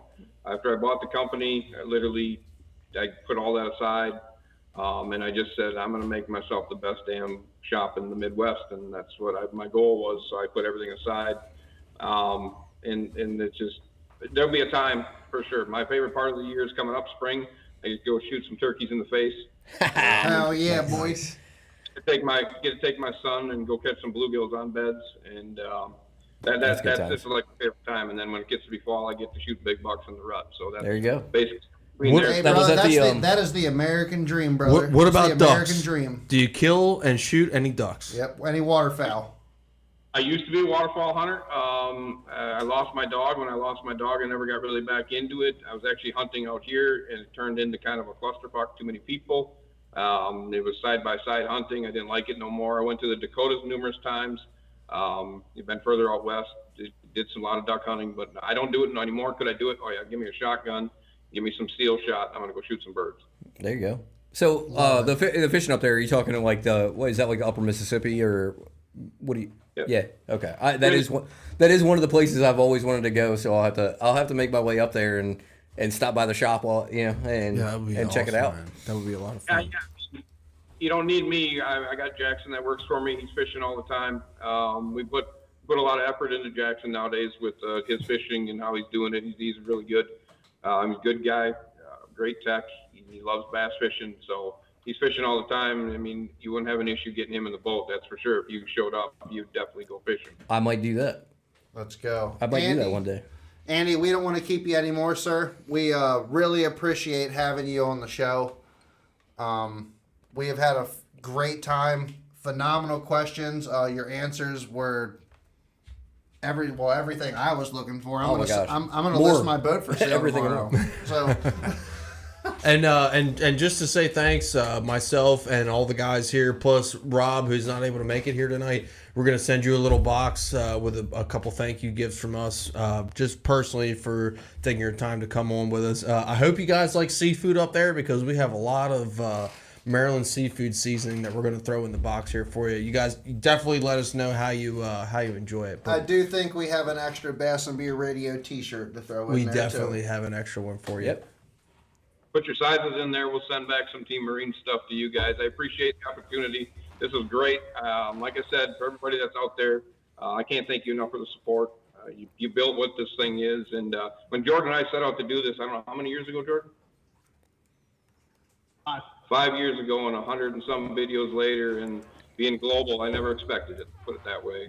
The people made it, and we just keep pushing. And the hundreds of emails, the thousands of stuff we get in the mail. I just can't thank you guys enough. We appreciate everything you guys do for us, and an opportunity like this comes, I'm not going to miss it, that's for sure. So I appreciate the opportunity, guys. We appreciate everything that you do for us too. So Yeah, absolutely. Keep that in mind. Andy, thank you. He says, do the Zachary outro. Albring says, do the outro, Andy. You ready? do it. Let's ready. go. And as always, comment, subscribe, and click notification bell to witness the madness. And I hope everybody that's watching is going to say, speed, money, no brakes. I'm out. See you. Let's go. Awesome, Hell man. yeah. Have a good Love night, it. Andy. See you, Andy. Thanks again, brother. Thank you. Oh, dude, that was awesome. I really That was enjoyed great. that. That was great. That was a lot of fun. I really enjoyed it. Oh. We have. I'm the only one on the screen. I feel like Bill from King of the Hill. I'm on the screen and you're not. Looked like a bad POV porno. Yeah, right. Oh, dude, that was a ton of fun, man. I really enjoyed Give that. us 1 second. We're swapping the camera over here. Yeah, we can't see Tony. It's okay. You guys just saw me on the wannabe porn screen. That's going away. Well, I can cross that off my bucket list. Yeah, that was great. That was fantastic. awesome. I'm gonna email Jordan right now and just say, hey, thanks a lot. Really appreciate it. And then, like, I was 100% serious. Me and Rob are definitely gonna get together and send Andy. Well, all of us. We're gonna send Andy a nice thank you with a T-shirt and some probably some UMA crankbaits and some bass munitions lures and all that good stuff. Yeah. And just get them in his hands and Get him in Jackson's hands. we will get them in Jackson's hands for sure. So maybe we'll let's plan a trip. Oh my! Let's go with Don't this. threaten me with a good time. I've always wanted to fish Upper Mississippi. So we're talking like where Ish Monroe and Tom Mansour. Froggen. Yes. Oh yeah. Yes. Yeah, buddy. Yeah. I can't Like wait. I know how much you love frogging, so we will have to do that. Yeah. That's one of my bucket list places. I hit 3 of my bucket list places this year. So now we're What were the 3? Fort, Rayburn, and Toledo Bend. Okay. Yeah, that's awesome. So I don't think we've actually heard your tournament recap from those. No, From you were drill. I sucked. Oh, but you did give the tournament recap Kind of. already. I sucked. I But sucked. you in were the a tournament. co-angler though, so it's like Yeah, I should have. Well, I should have been in contention to. I should have been in contention to win. After the first day, I could not keep a fish on a rattle trap. I should have had 15 to 16 pounds on the first day. I lost 2 over 4 and 2 3-pound, me a 2 beer, 3-pound please. class fish. huh? Give me a beer. Yes. And the funny thing is, the night before the tournament, can I get one too? I should have one more in there. the night before the tournament, I'm looking at my rattle trap that I had been catching them on in practice, and was like, I should change the hooks. I should swap the hooks out. And then I'm like, I give them like the tack test. I'm like, no, they're still sharp. And then I lost 4 fish on it the next day. There's just a little bit of rust on them. No, there was no rust. There was no rust, but I caught a fair amount of fish on them. You don't think in they practice. weren't short striking? No, the ones that I landed had it Or choked. eating it? Yeah. I mean, the 2 fish that I caught on the first day had it choked. I always fish a glass rod. You should know that, Greg. Actually, I was throwing a graphite moderate action fiberglass rod, but I always use a parabolic action rod.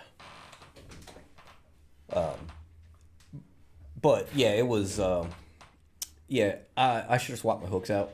I didn't. I mean, I caught fish on it the next day. I never lost one after I swapped the hooks out. I can't believe we just Didn't had help the me sickest interview with Andy Hauser. I know, right? Dude, That's like oh my crazy, god. dude. That Oh. was like Tony's gonna have a wet dream tonight. You saw the gator pictures, right, Tony? yes, I did. Yeah, that was cool. The one we saw at Toledo Bend that thing was a freaking dinosaur. The thing was laying on the bank. It just kind of had its head in the water and its whole body was up on the bank, and so it was like it's a little flattened out, right, because it's on the bank. Its freaking body was this wide. I mean, it was 4 feet wide across the bank. Imagine slipping and falling in. I told Tom that if he falls in the water, he better be able to get back in the boat because I'm not coming in to get him. That's what I mean. Like, and people fish in Florida like that all the time. See you, you Rob. see the videos See you, Bob. like people. Rob, have a good night, man. Thanks for joining us. Imagine like you see people in like bass boats running through those back channels that are just like filled with like alligators. Right, and you see them shit. like yeah, it's like scurrying bro. around. I'm like, what if you fall? I mean, we got close. What happens if you fall off? You die. We got. You don't clo- even live. We got close to. We got plenty close. There to is gators. no point in wearing a life jacket.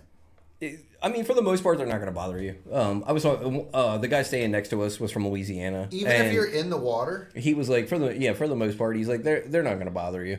If you go splashing around a bunch in the water, they might come over to like investigate. He's like, but for the most part, they're not going to bother you.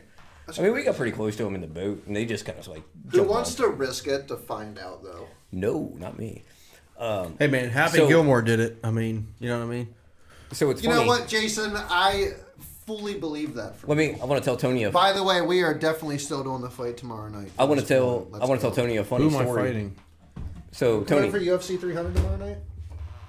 Dude, I have a tournament with Potomac Sunday. That's probably not going to happen. You should probably cancel that. We should cancel it, but we're still doing it. I want to talk to you about that. If I by was the way. you, I would not go. So Tony, let me tell you the funniest story about the tournament. So the first day of the tournament, Yeah, I'm down, Matt. we're out fishing this point in this creek outside of spawning pockets because the fish were moving up. They were going to the bank and some of them were coming out. And my boater hears this splash, and I hear it like right at the trolling motor. Like there's a splash right at the trolling motor. He's like, "Man, what was that?" And he starts shining his live scope around. And he's like, "Huh. I wonder if that was one of those like alligator gars or something, because I see it on my live scope and it looks like it's about 20 feet long." That's an alligator. So not a gar, an alligator. I jumped up on I just jumped up on the front deck. I wasn't fishing. I just jumped up on the front deck to look at it. And I'm like, dude, that's a gator. You could see its little legs hanging down underneath of it, like on a live scope, and like see its tail like moving back and forth. Shit was crazy. So yeah, that was cool. Got to see a gator on live scope. But it was weird because we were out in like 15 feet of water. It's not like we were up near the bank. I mean, we were way off the bank, probably. Get out of here. I don't know, 300-400 yards off the bank, fishing this point. And I mean, this gator was just out there hanging out. It was a good experience. Met a lot of good people. The guy I met from John that I met from Louisiana, that was staying next to us, super cool dude. Met some great people from the TBF. Met some great people locally, and just had a really good time. It was good times. That you definitely guys was a wild trip. So you guys were supposed to have a tournament Saturday tomorrow on the Potomac, right? Yes, And you guys canceled. we canceled. Okay. So we canceled. We rescheduled. So we rescheduled for June. okay. So we rescheduled for Sunday. It's going to be a better day, but it's still going to be windy. I will tell you, I sent you a link, I would- Matt, to your Facebook profile. be very careful. Oh yeah, it gets shitty. You're launching on Leesylvania, right? There's no cover. Be back close to Leesylvania before 12 o'clock. Yeah. Yep. When that tide flips at 12 o'clock, the wind's gonna blowing get- from the south, it's going to get really bad out there. Yep. South wind on the Potomac on an outgoing tide, it gets gnarly in that area, like between Mattawoman and Chickamunxon. Yeah. It gets gnarly. So just be, I would, if I were you, if you're gonna run, if you're gonna run downriver at all, do it before 12 o'clock and be back around Leesylvania. I would go do whatever until 12 o'clock, and from 12 o'clock on, I would just fish the rocks at Leesylvania Yep. because it's gonna be bad out there. Yeah. Well, and it also doesn't help that the river. I went Monday and with Kevin, and the river's chocolate milk. It doesn't matter. Yeah, but it was pretty gross. I mean, it was like it looked like Conowingo. Like, It doesn't honestly. matter. You just gotta find the clear water, and you'll be fine. But it's going with a south wind and an outgoing tide. It's gonna get dangerous down there. Personally, I wish for Sunday we should have. I think we should have launched in Slavens. It But- just stuck to Mattawoman. Yes, but I feel like even so. What's up? We going got on, Matt? Matt. We got Matt from Trick Tins is joining us live. Man, this is a hell of a show. We just went from Andy to You Matt guys hear me? from I Trick can't hear Tins. y'all. I can't see y'all neither. Hold We on. can hear you, Matt. We can. Our camera is doing things right now. We can see you and we can hear you, and now you can Alright, see see y'all Chad. There you go. Can you hear us? Still can't hear us. Got to be able to hear us now. Can you hear us? I Nope. can't hear him now. Nope, he still All can't right, I hear can us. hear you. Can you hear me? Yeah, Yeah, there we There go. We're back. All right, See, hold on. Tony, you've been gone too long. Matt calls in like every time we're on. Dude, I know. I've been. It's been like 3 weeks Freaking because we love love it, it. dude. We love it. I just had a ton Absolutely of love shit it. going on. Gives us updates Dude, that on Project show, X. Like, I had to call in. Like, Oh, that was freaking great, awesome, wasn't it? man. Dude, what'd you think Cool about ass the cat, episode, man. dude? Did you like it? Hell yeah, I watched the whole thing, man. Andy's cool as hell. Andy is cool as hell. And Yeah. man, dude, I feel like we didn't even get close to the tip of the iceberg in the knowledge that dude has in the marine man. Hell industry. No, not even close. Like dude, I'm begging for talk. another interview.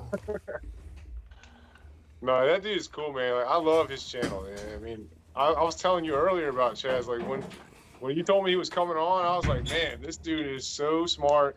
And he literally is like the face of people like you and I and everybody else that buys boats and electronics and uses all this equipment because he's biased. He's non-biased to nothing. He has no Fix his last name. ties to anything, Fix period. his last name. So it was just awesome to, see you guys chatting it up with him, man.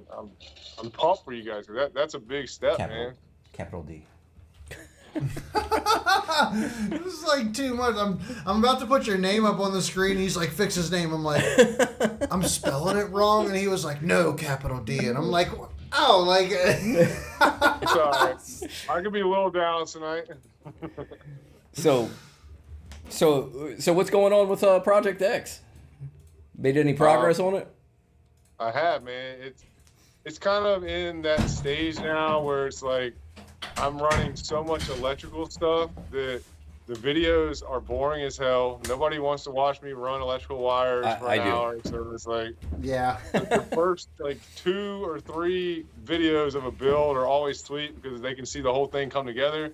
And then once you get into that middle stage, it's either real technical or real boring or a little bit of both. So I'm kind of like in that transfer where I'm going from finishing the electrical, getting ready to start doing the turf. Got the wrap proof back. The wrap is sweet, man. I had to help design the entire wrap for it, but it's badass, man. It's gonna be really cool.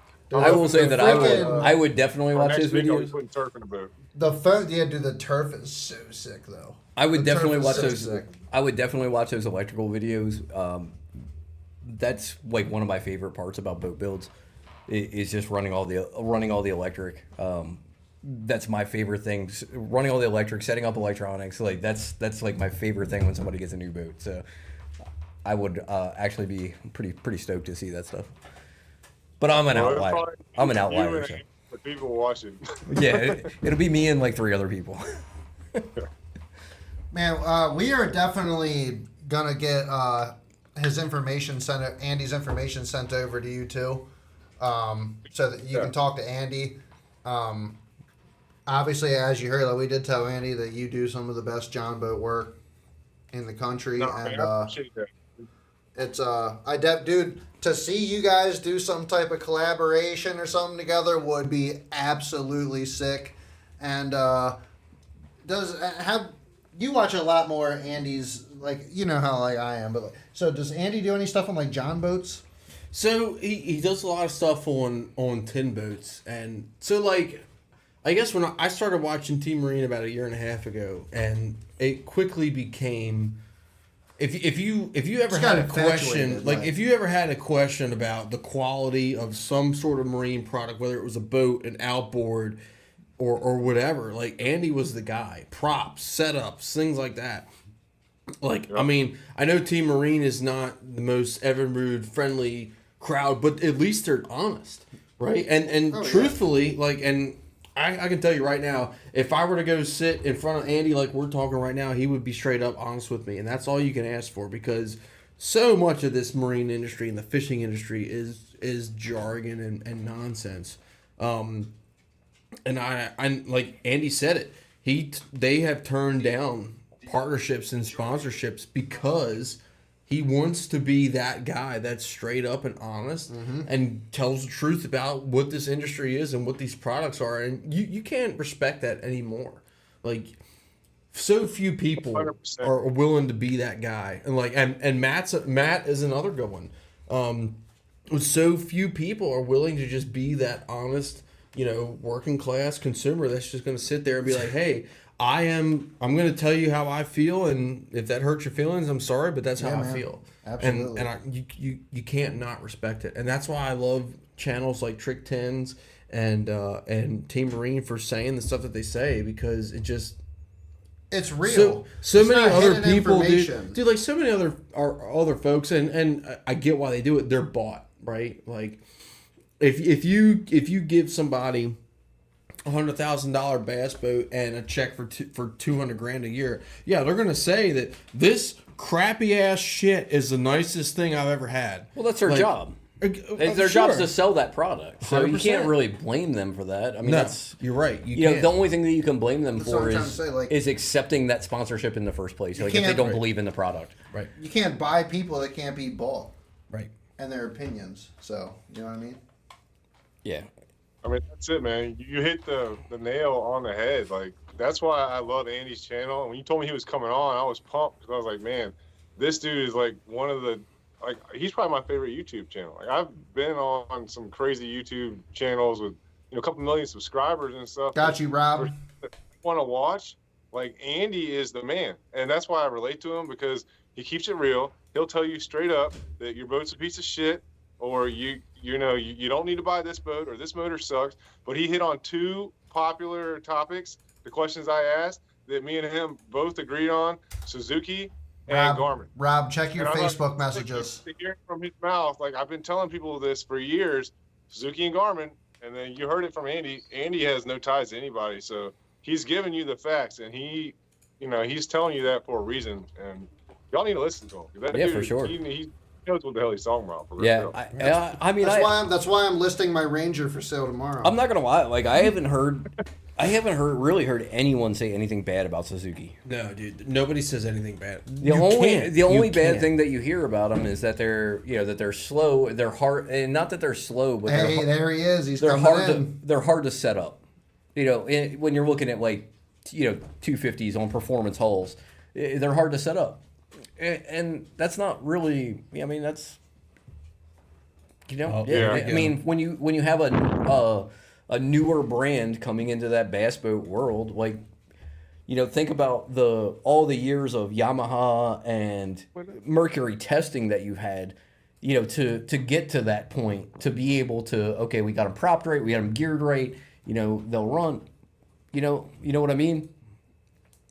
For sure. You got 40 years of, 40 years of running Mercs and Yamahas on bass boats, and you have, Suzuki really just got into the bass boat world in the last 10 years. So Really, that's 5 years. Well, I mean, Andy probably knows a lot more about this than I do, but all the outboard motor companies, they bid on slots, and they're all the same fucking motor. They're just built in different slots. Like you might have Daihatsu making a 9.9 to a 60, and then Suzuki makes a 60, whatever. And they just rebrand. That's the way it's been for years, and most people don't realize that. But there's no difference between the Mercury 2015 90 horsepower Mercury I have on my tracker than the Yamaha output. It's all made by the same people. Or the Daihatsu. I forgot that. It's all about branding and what makes more sense. It's a lot easier for a company to say, hey, I'm only going to build 10, 15 motors, then I'm going to build, 40 or 100 different sizes and, motor horsepower. So it makes sense. But I did forget to ask Andy about his latest video because it made me laugh. Which one was that? The worst outboard ever. The Force. Use the Force, Luke. With him holding the lightsaber in the promo. That was great. But how is he not? I mean, like, okay, is the Force really worse than the Fict? Yes. It The can't Force- be. It can't that be, thing is dude. terrible. They Oh, were, it is. they It were sucks. garbage. Somebody commented on his post and said, "I live in the town that they were manufactured, and the only place that you see them is in the local museum." The local garbage disposal. He's like, that's the dumpster. only place that you'll see one. I used to have one of those. I had a 125 on. It was a while ago, man. It's the first fiberglass motor I bought the center console, and I fucking hated that motor. Man. Everything I took it out, I couldn't get it to start. I couldn't get it to stay running. It was just a nightmare. It didn't have power tilt and trim on it. And trying to move that big ass motor by hand was just a nightmare. I got rid of that thing. But I've seen a bunch of guys that run those, and man, like, Andy told all about the motors. Y'all need to go watch that video if you haven't seen it, because Yeah, I those haven't got a things, chance to. they suck. They really were, like, in my opinion, between those and I don't even know. They're hands down the worst motors I've ever had to deal with in my life. Rob, can you hear us? I can hear you. Hey, what's There up, he Rob? is. Having a little All right, difficult- Rob. No, I can hear you. I was trying to. I don't know what you had going on.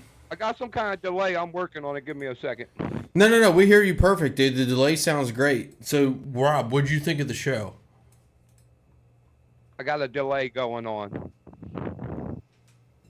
There's no way. Our delay's getting to him. Okay. Yeah. Guys, Andy said he has a hull design. What the hell? That's crazy. Right? Yeah, we got to talk about that. Man, We it's need to get you hooked up with him, and maybe I know, man. maybe you can work something out. I know you got That's what he the. said. I said, I think I know the guy for the job right away. I was like, you could definitely do it, dude. Oh, I know I could. I have had this conversation with multiple people. Oh, I've got the best aluminum hull design, and I've been down the rabbit hole with a couple of guys. But at the end of the day, a lot of these guys, they do have good designs, and I've looked at them, but they want to basically own it, and they want to use me to build it, and then they want to sell it off to one of these big manufacturing companies. And I'm not in the business of pimping myself out for your benefit. So. Right. See what Andy's talking about, but I'm definitely interested. And I mean, those are the type of conversations that really spark my interest, because I want to build my own hull. I mean, that's what it was all about from the get go. Like I want to build, 2 or 3 different models. Have a 1660, have maybe a 1872 or 1860, and then have a big, like 21 foot. Ocean bay type boat, and a do-all boat, a boat that can still fish the bay and handle the heavier chopping waves, but fish in the shallows. So maybe Andy has the answers to the questions that I've been asking everybody, and that would be sick, man. That would be. I'm all about it. Yeah, that would be sweet if it happened. Bass and Beer Radio made that happen. That would be I would love that. wild. That'd be awesome. And I think it could absolutely happen. I absolutely think it could happen. I agree. 110%. Well, like Matt said, it's all about the process and not, him being able to own it and, being a true collaboration, not just selling it off to the manufacturer. I mean, I've been down the rabbit hole with a couple guys, and they had really cool designs, and they're like put a lot of time into them, engineers and stuff involved. But at the end of the day, they were like, hey, we'll build this boat, and you can have the boat, but we own the designs, we own the copyrights, we own everything. And I mean, they're even willing to pay me to build them, but at the end of the day, I don't just want to build this boat so I can drive around in one of a kind that I can't do anything with. If I'm going to spend my time to make this a reality, then I got to own something into the final sale. If you're going to sell the whole design off to another company who's probably going to fuck it up and Right. Yeah. make it just like every other aluminum hull you can buy on the market, then I at least want to have a percentage or something. So Absolutely. You deserve it too. How you doing now, Rob? I'm good now. I finally figured it out. Pull your mic away from your mouth just a little bit. Man. There you go. I was playing with volumes and stuff. I had Facebook still open, but I didn't realize it, so I was like hearing it and I was like, what the hell's going on? What's good, folks? Robbie, Good, Riverboat man. Rob, what did you think about tonight's interview, dude? I thought it was like one of the best ever. That was great, dude. Freaking Watched phenomenal, right? Oh, look, here's my dog dragging his bed back in the door. When he said like he's got the design for the hull, because me and Matt talked yesterday about Team Marine. Push his bed up and shut the door. So as soon as he said that, I was like, I know Matt's like, that's gonna be awesome. I hope that happens, man. That's gonna be real cool, man. He's all right. He can stay. I don't know if you saw my comment, Chad, but when you were talking about buying an Icon, I'm just like save your money and when they build the first Matt Downs Team Marine boat, buy that, dude. That's what I'm saying. The first Trick 10's Team Marine boat. Yeah, That'd be That's sick. a Bass and Beer Radio special right there, boy. I had the money. That thing will probably last for generations to come. You'll be handing that thing down to your grandkids one day. Right. Hey, that's the goal, dude. That's the goal. If it blows up, dude, like you gotta involve Bass and Bear somehow. Like we need like a Nah, some kind man. of The only Finder's thing Fee blowing logo. up on that boat is the motor. I'll be on my fifth. I'll be on my fifth Skeeter by then. Yeah. Dude, he wasn't playing around. He told Chad his boat straight up sucks.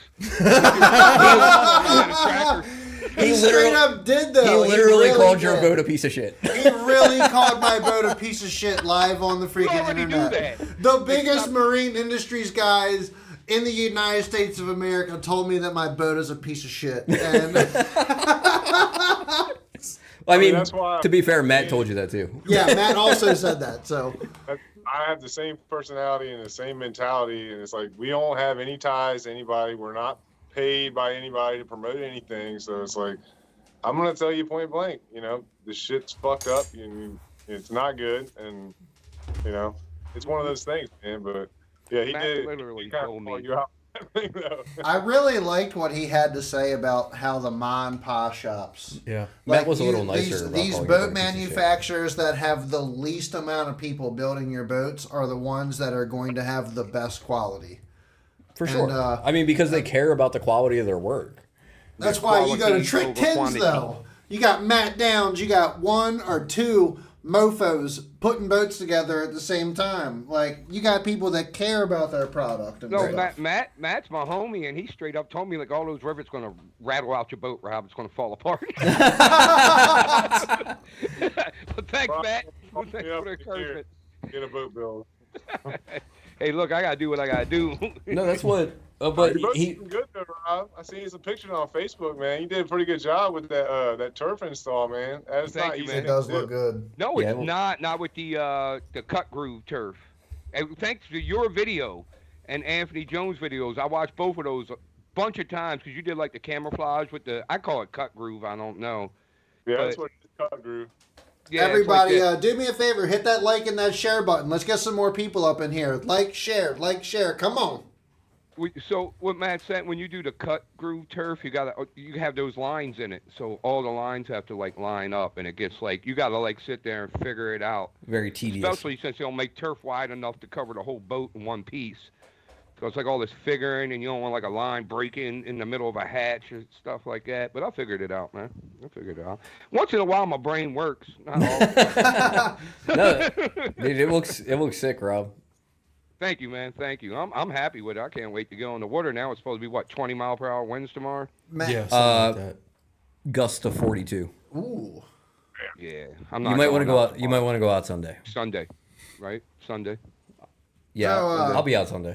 Matt, You if I'm gonna sell not my interrupt, boat, but you're going to the GP, Paul? Yeah. I'll see you out I'll there. help All you right, sell sorry, your Chad. if I'm gonna sell my boat, I'm definitely thinking about Triton if you got it still. Neptune. Neptune, not King Triton, King Neptune. Well, we watched Chad drink He's- like 15 beers tonight. He just sold it. No. I'm just saying, like, I would take the current John boat that I have, I would set it up for something different, and then I would have another boat.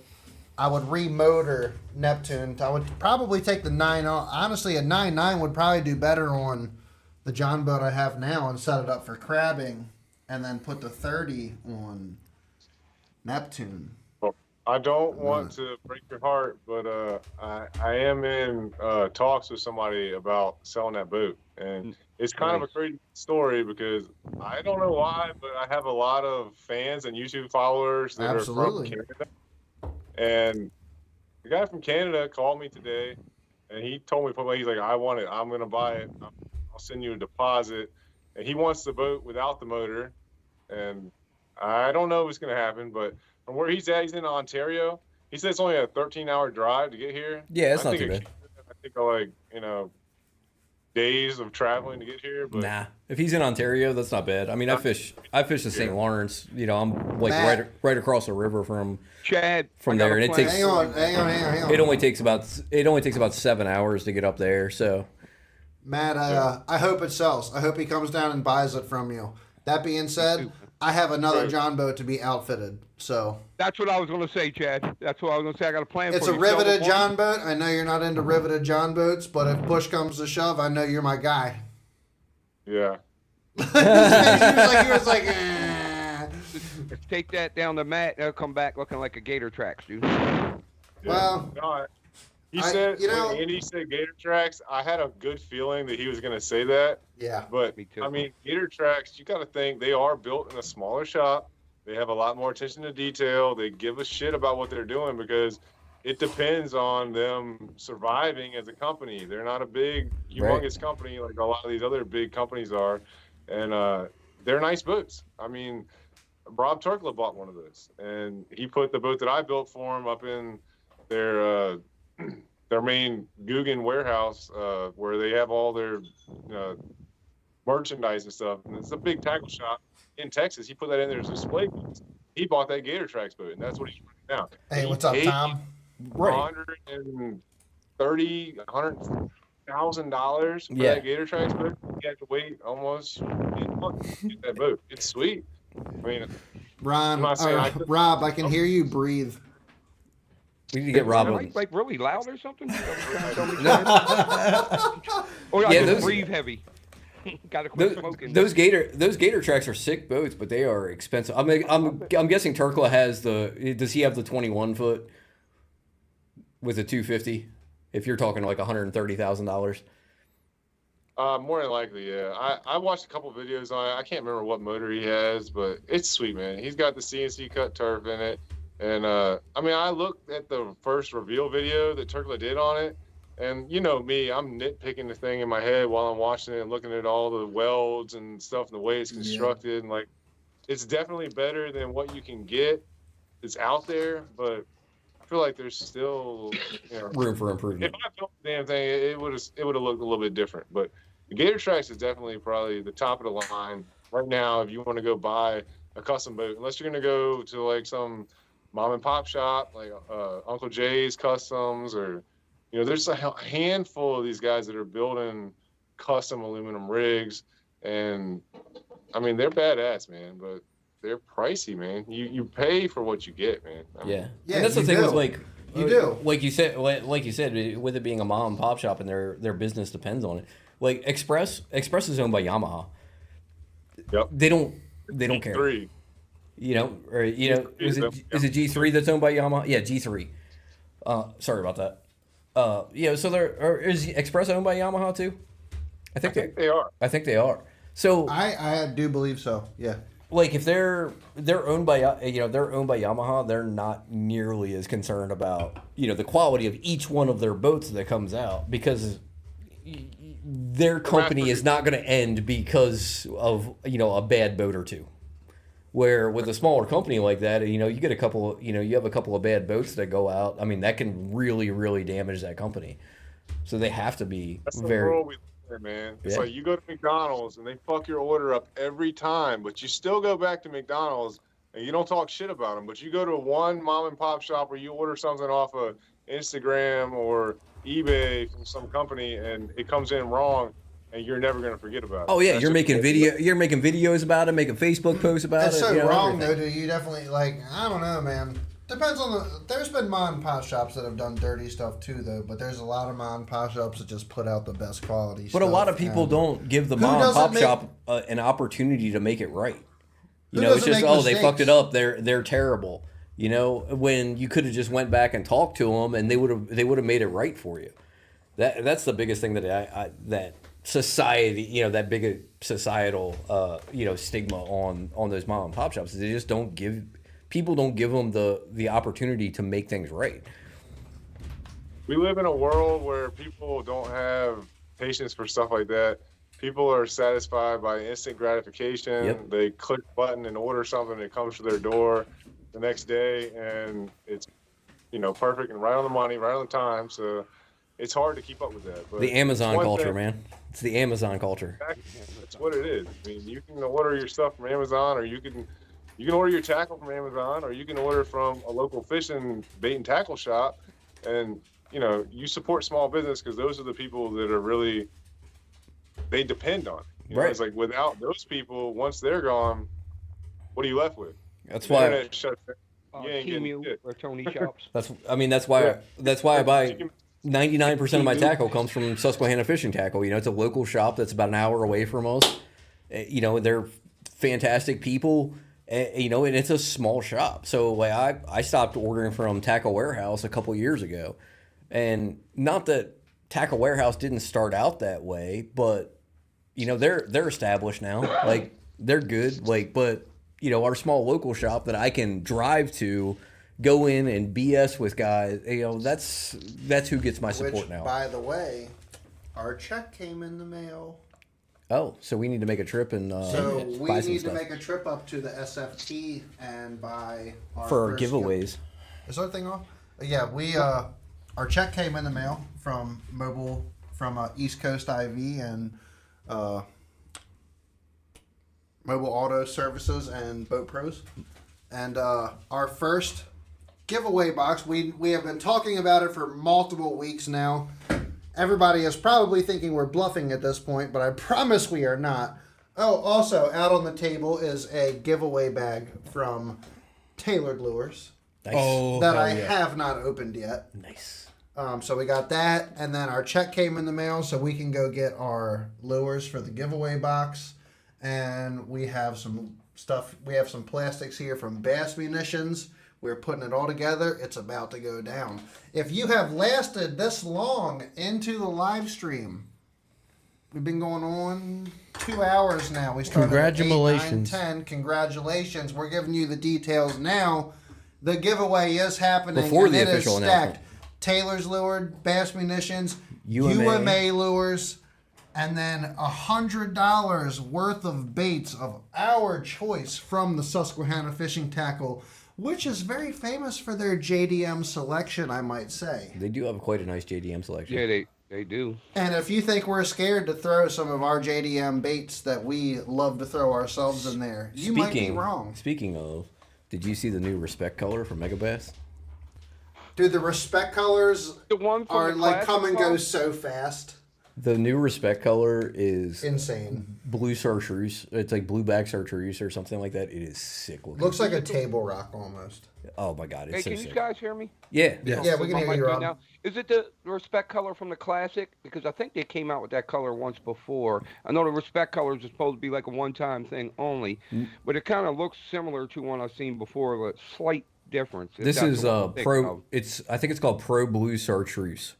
Yeah, I think that's And the it's one. all And- it's a jerk bait, all chartreuse size, blue back. I mean that, which is a killer color on the bay anyway. We'll talk to Matt too. Maybe we can get a couple Trick 10 stickers up in there for I the got a giveaway. couple. Hey Tony, are you going to come by so we can put a gift together for Team Marine? Yes. I'll give Oh, you yeah, guys some Trick 10 absolutely. stickers while you're here. I got some stickers and some cards here. Rob, I Matt- can come Okay. by tomorrow, dude. Let's do it, man. I'm gonna send Andy some gear too. I'll send you guys some gear, but I'm definitely gonna send Andy some gear. I'm gonna hook him Yeah. up, man. Yeah, we'll, Yeah, get man, you, we'll absolutely. definitely get you Andy's information here as soon as we wrap everything up. He definitely sounded very serious about that. He was like, I got aluminum hull Oh, already yeah. designed. I just ain't found nobody to build it for me yet. that Yeah, I was trust." completely dead ass about it too. I'm like, Matt I want Dowson one of Trick those 10s as a boats, guy. dude. Come on, man. There's nobody else.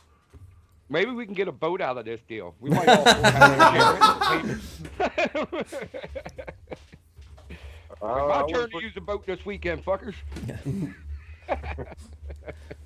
All right, we'll be sweet there, man. Andy was cool, man. I was so hyped to see him come on the show and like just to hear his point of view on everything. All our boats suck. I love it. I was all about Hey, it. my Skeeter was okay.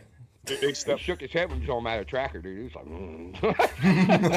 The Skeeter was okay. yeah, the Skeeter was okay. And the Forest Wood Ranger. The Forest Wood Ranger got his approval as well. That's mine. Yeah. Even though Tony doesn't have it no more. No, whoa, I still have it. First of Oh, all, you do? Yeah, it's the Ranger I fish out of every weekend. I haven't been out this year yet, and I thought you had the Bullet now. So you got both boats. Yes, I got both. Big I ball. didn't know that. Yes, I got both. I hear Oh, myself. Paul was watching the. All right, I so was gonna like, respond to a so, comment. like how some people juggle women, I'm juggling boats right now. Turn my volume off. And the good thing about juggling boats is if they know about each other, it's still okay. Like it's you can go How out long on, you been working on this joke, man? you can go out with one and the other one doesn't care. Like it's cool. Like you don't have to worry about it. So it's I'd be very careful right now.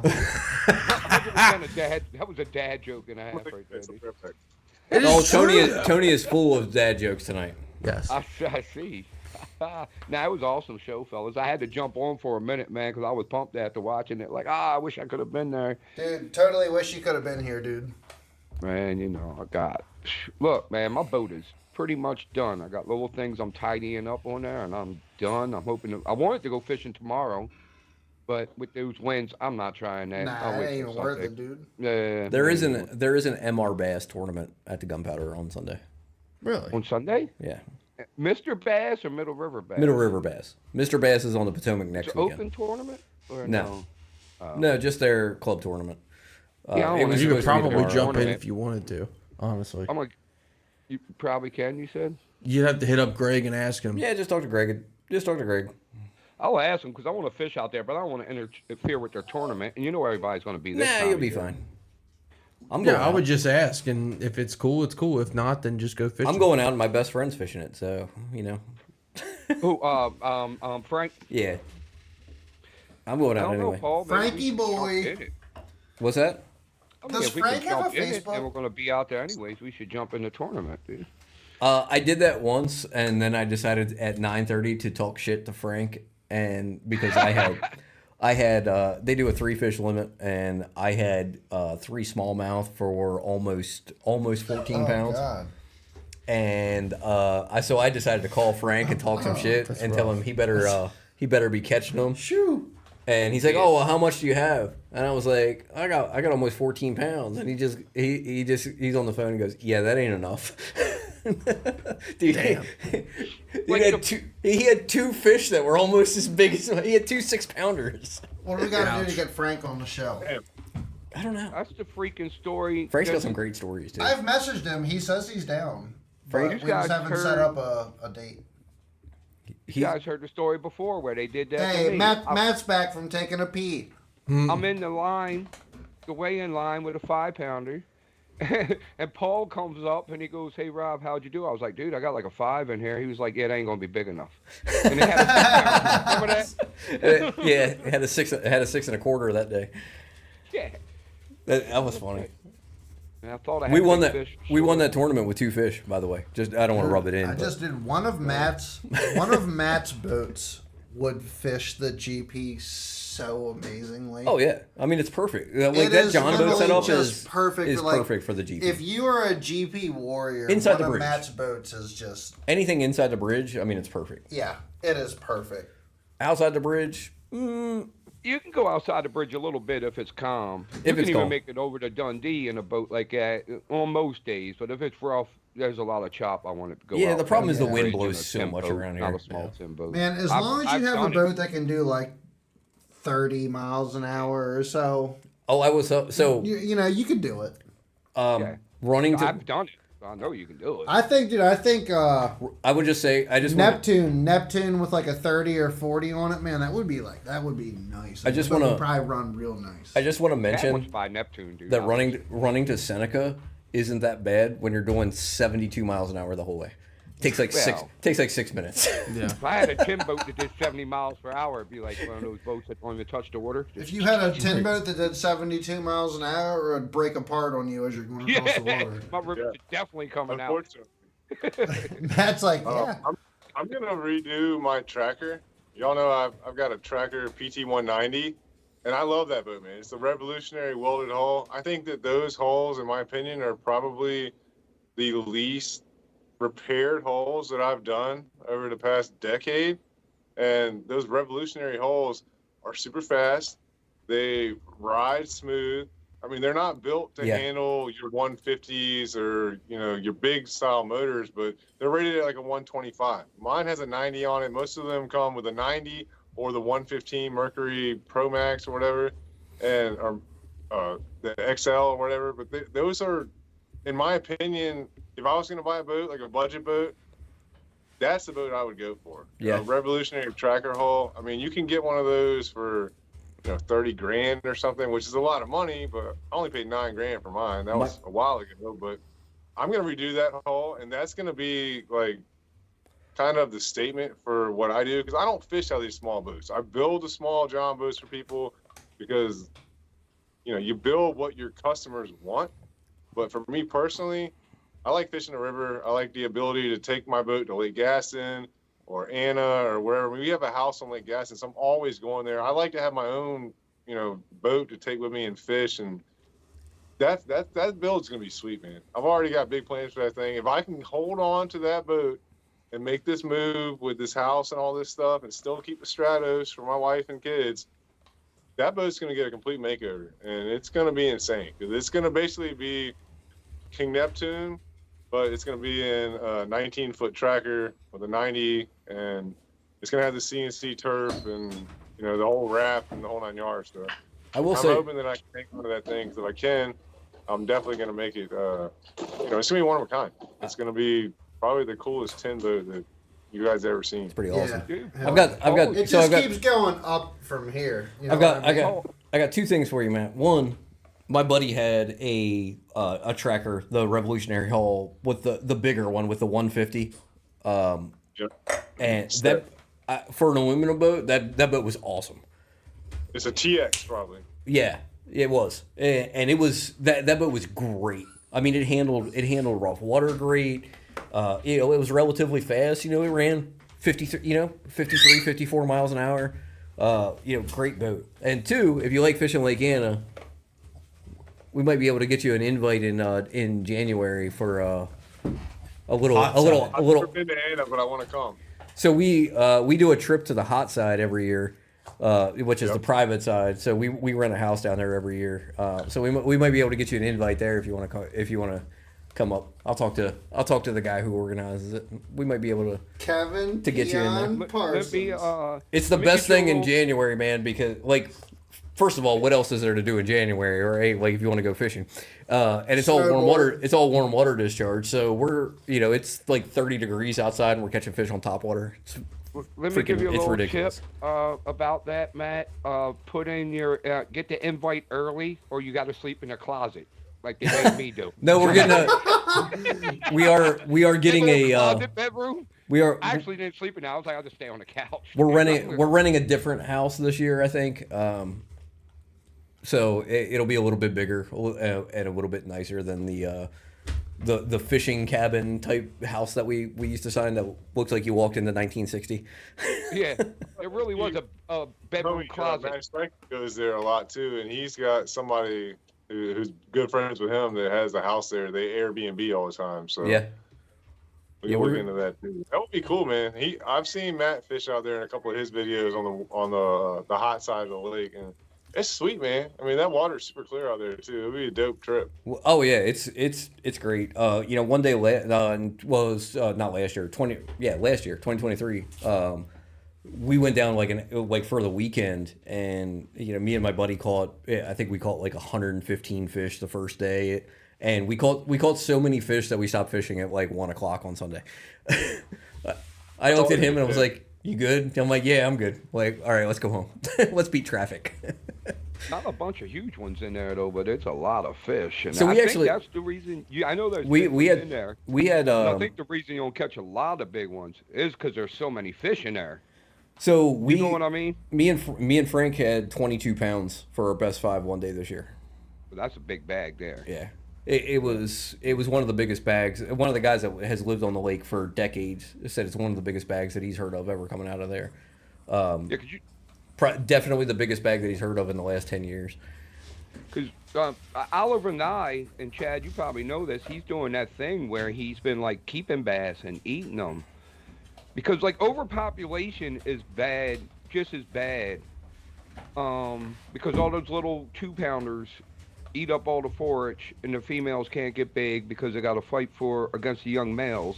Some for of the it forage. Some of it down there though is the time of year that we're fishing. And those big fish are offshore. Yeah, you're probably right. Yeah. I know we you're right, just- 'cause me and you fished it together, and you were showing me catching them offshore, so I remember. So yeah. Paul was on his live scope. Watch this. Yeah, a lot of those bigger fish that time of year are offshore. So you run in you do a lot of shallow fishing, and a lot of smaller fish are up shallow because the water's still warm. But those big fish are out on those. They're out on those shad schools. So Especially when there's. the water's that deep, right? I don't think there's too much of an overpopulation issue there with stunning the growth. I think it's just a matter of the Wolf water's packs. so clear and they get really deep. I mean, I've caught them in there. I mean, I showed you that that one spot we stopped. I caught that one fish in like 42 feet of water. Yeah. Yeah, and you get those little. I guess they're just little wolf packs of smaller fish. Yeah. When they start, because like Lake Anna gets funny, like when they start breaking and feeding on top, it's like it's a frenzy everywhere you look. Like you be like, oh, cast over there, cast over there, cast over here. They're just everywhere. So, Matt, did you hear Paul's issue? He's got hatches leaking. It's a did design. hear It's a design flaw. Not familiar with his fiberglass boat, but there's It's- always a fix for it. You just gotta figure out the drainage and stuff for it. Well, it's not so much the drainage. It's that Skeeter uses an aluminum deck connected to the fiberglass, and from everything that I've read, it's just that from either like sitting and settling with the gasket. They Yeah. have carpet in it. What's that? They have carpet in it. It does, but it's where the aluminum deck meets the gunnel. If that seal's not tight, the water runs down the gunnel and it runs right to that seam where it connects, and then it leaks through there if it's not tight. So it's fixable, and I could, like I said, I could probably fix it in half a day. I just paid $70,000 for a new boat. I don't want to fix it. Yeah. I also absolutely. don't want to drive 3.5 hours to the dealer to take it back and not have my boat for 3 weeks. So I'm probably just gonna pull it off and fix it myself. Yeah, leaking hatches suck. That's the whole reason I did my boat and hit Matt up.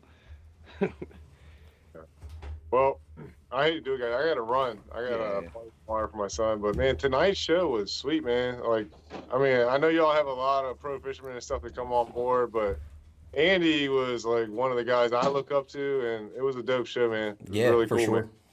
Absolutely, man.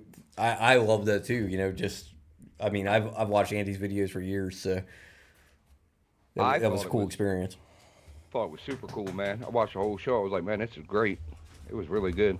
Matt, thanks for joining us on Bass and Beer Radio, dude. Yeah, we appreciate you, Matt. Wait, I'll be back, man. Hopefully I'll link up with Andy and maybe we have something working. I don't know. We'll see what happens. Yeah, we'll see. I appreciate you guys having me on, man. And I love the show, man. Y'all killed it. It was a sweet episode. Thanks, Appreciate you, dog. man. We appreciate it. We'll get your information out to Andy and get you guys hooked up. Let's do it. For sure, man. I was hyped that he was talking about them Suzukis and the Garmin, man. I've been talking about that for a while. Those are my two go-tos, man. And it really kind of solidified things for me just to hear his point of view and to hear him mention those as the first thing when you asked him about what he would put in his own personal rig. So I love my hummingbirds. Yeah, I like my Herman birds as well. But I also have I have a Garmin unit for my live scope too. So like I'm not stupid.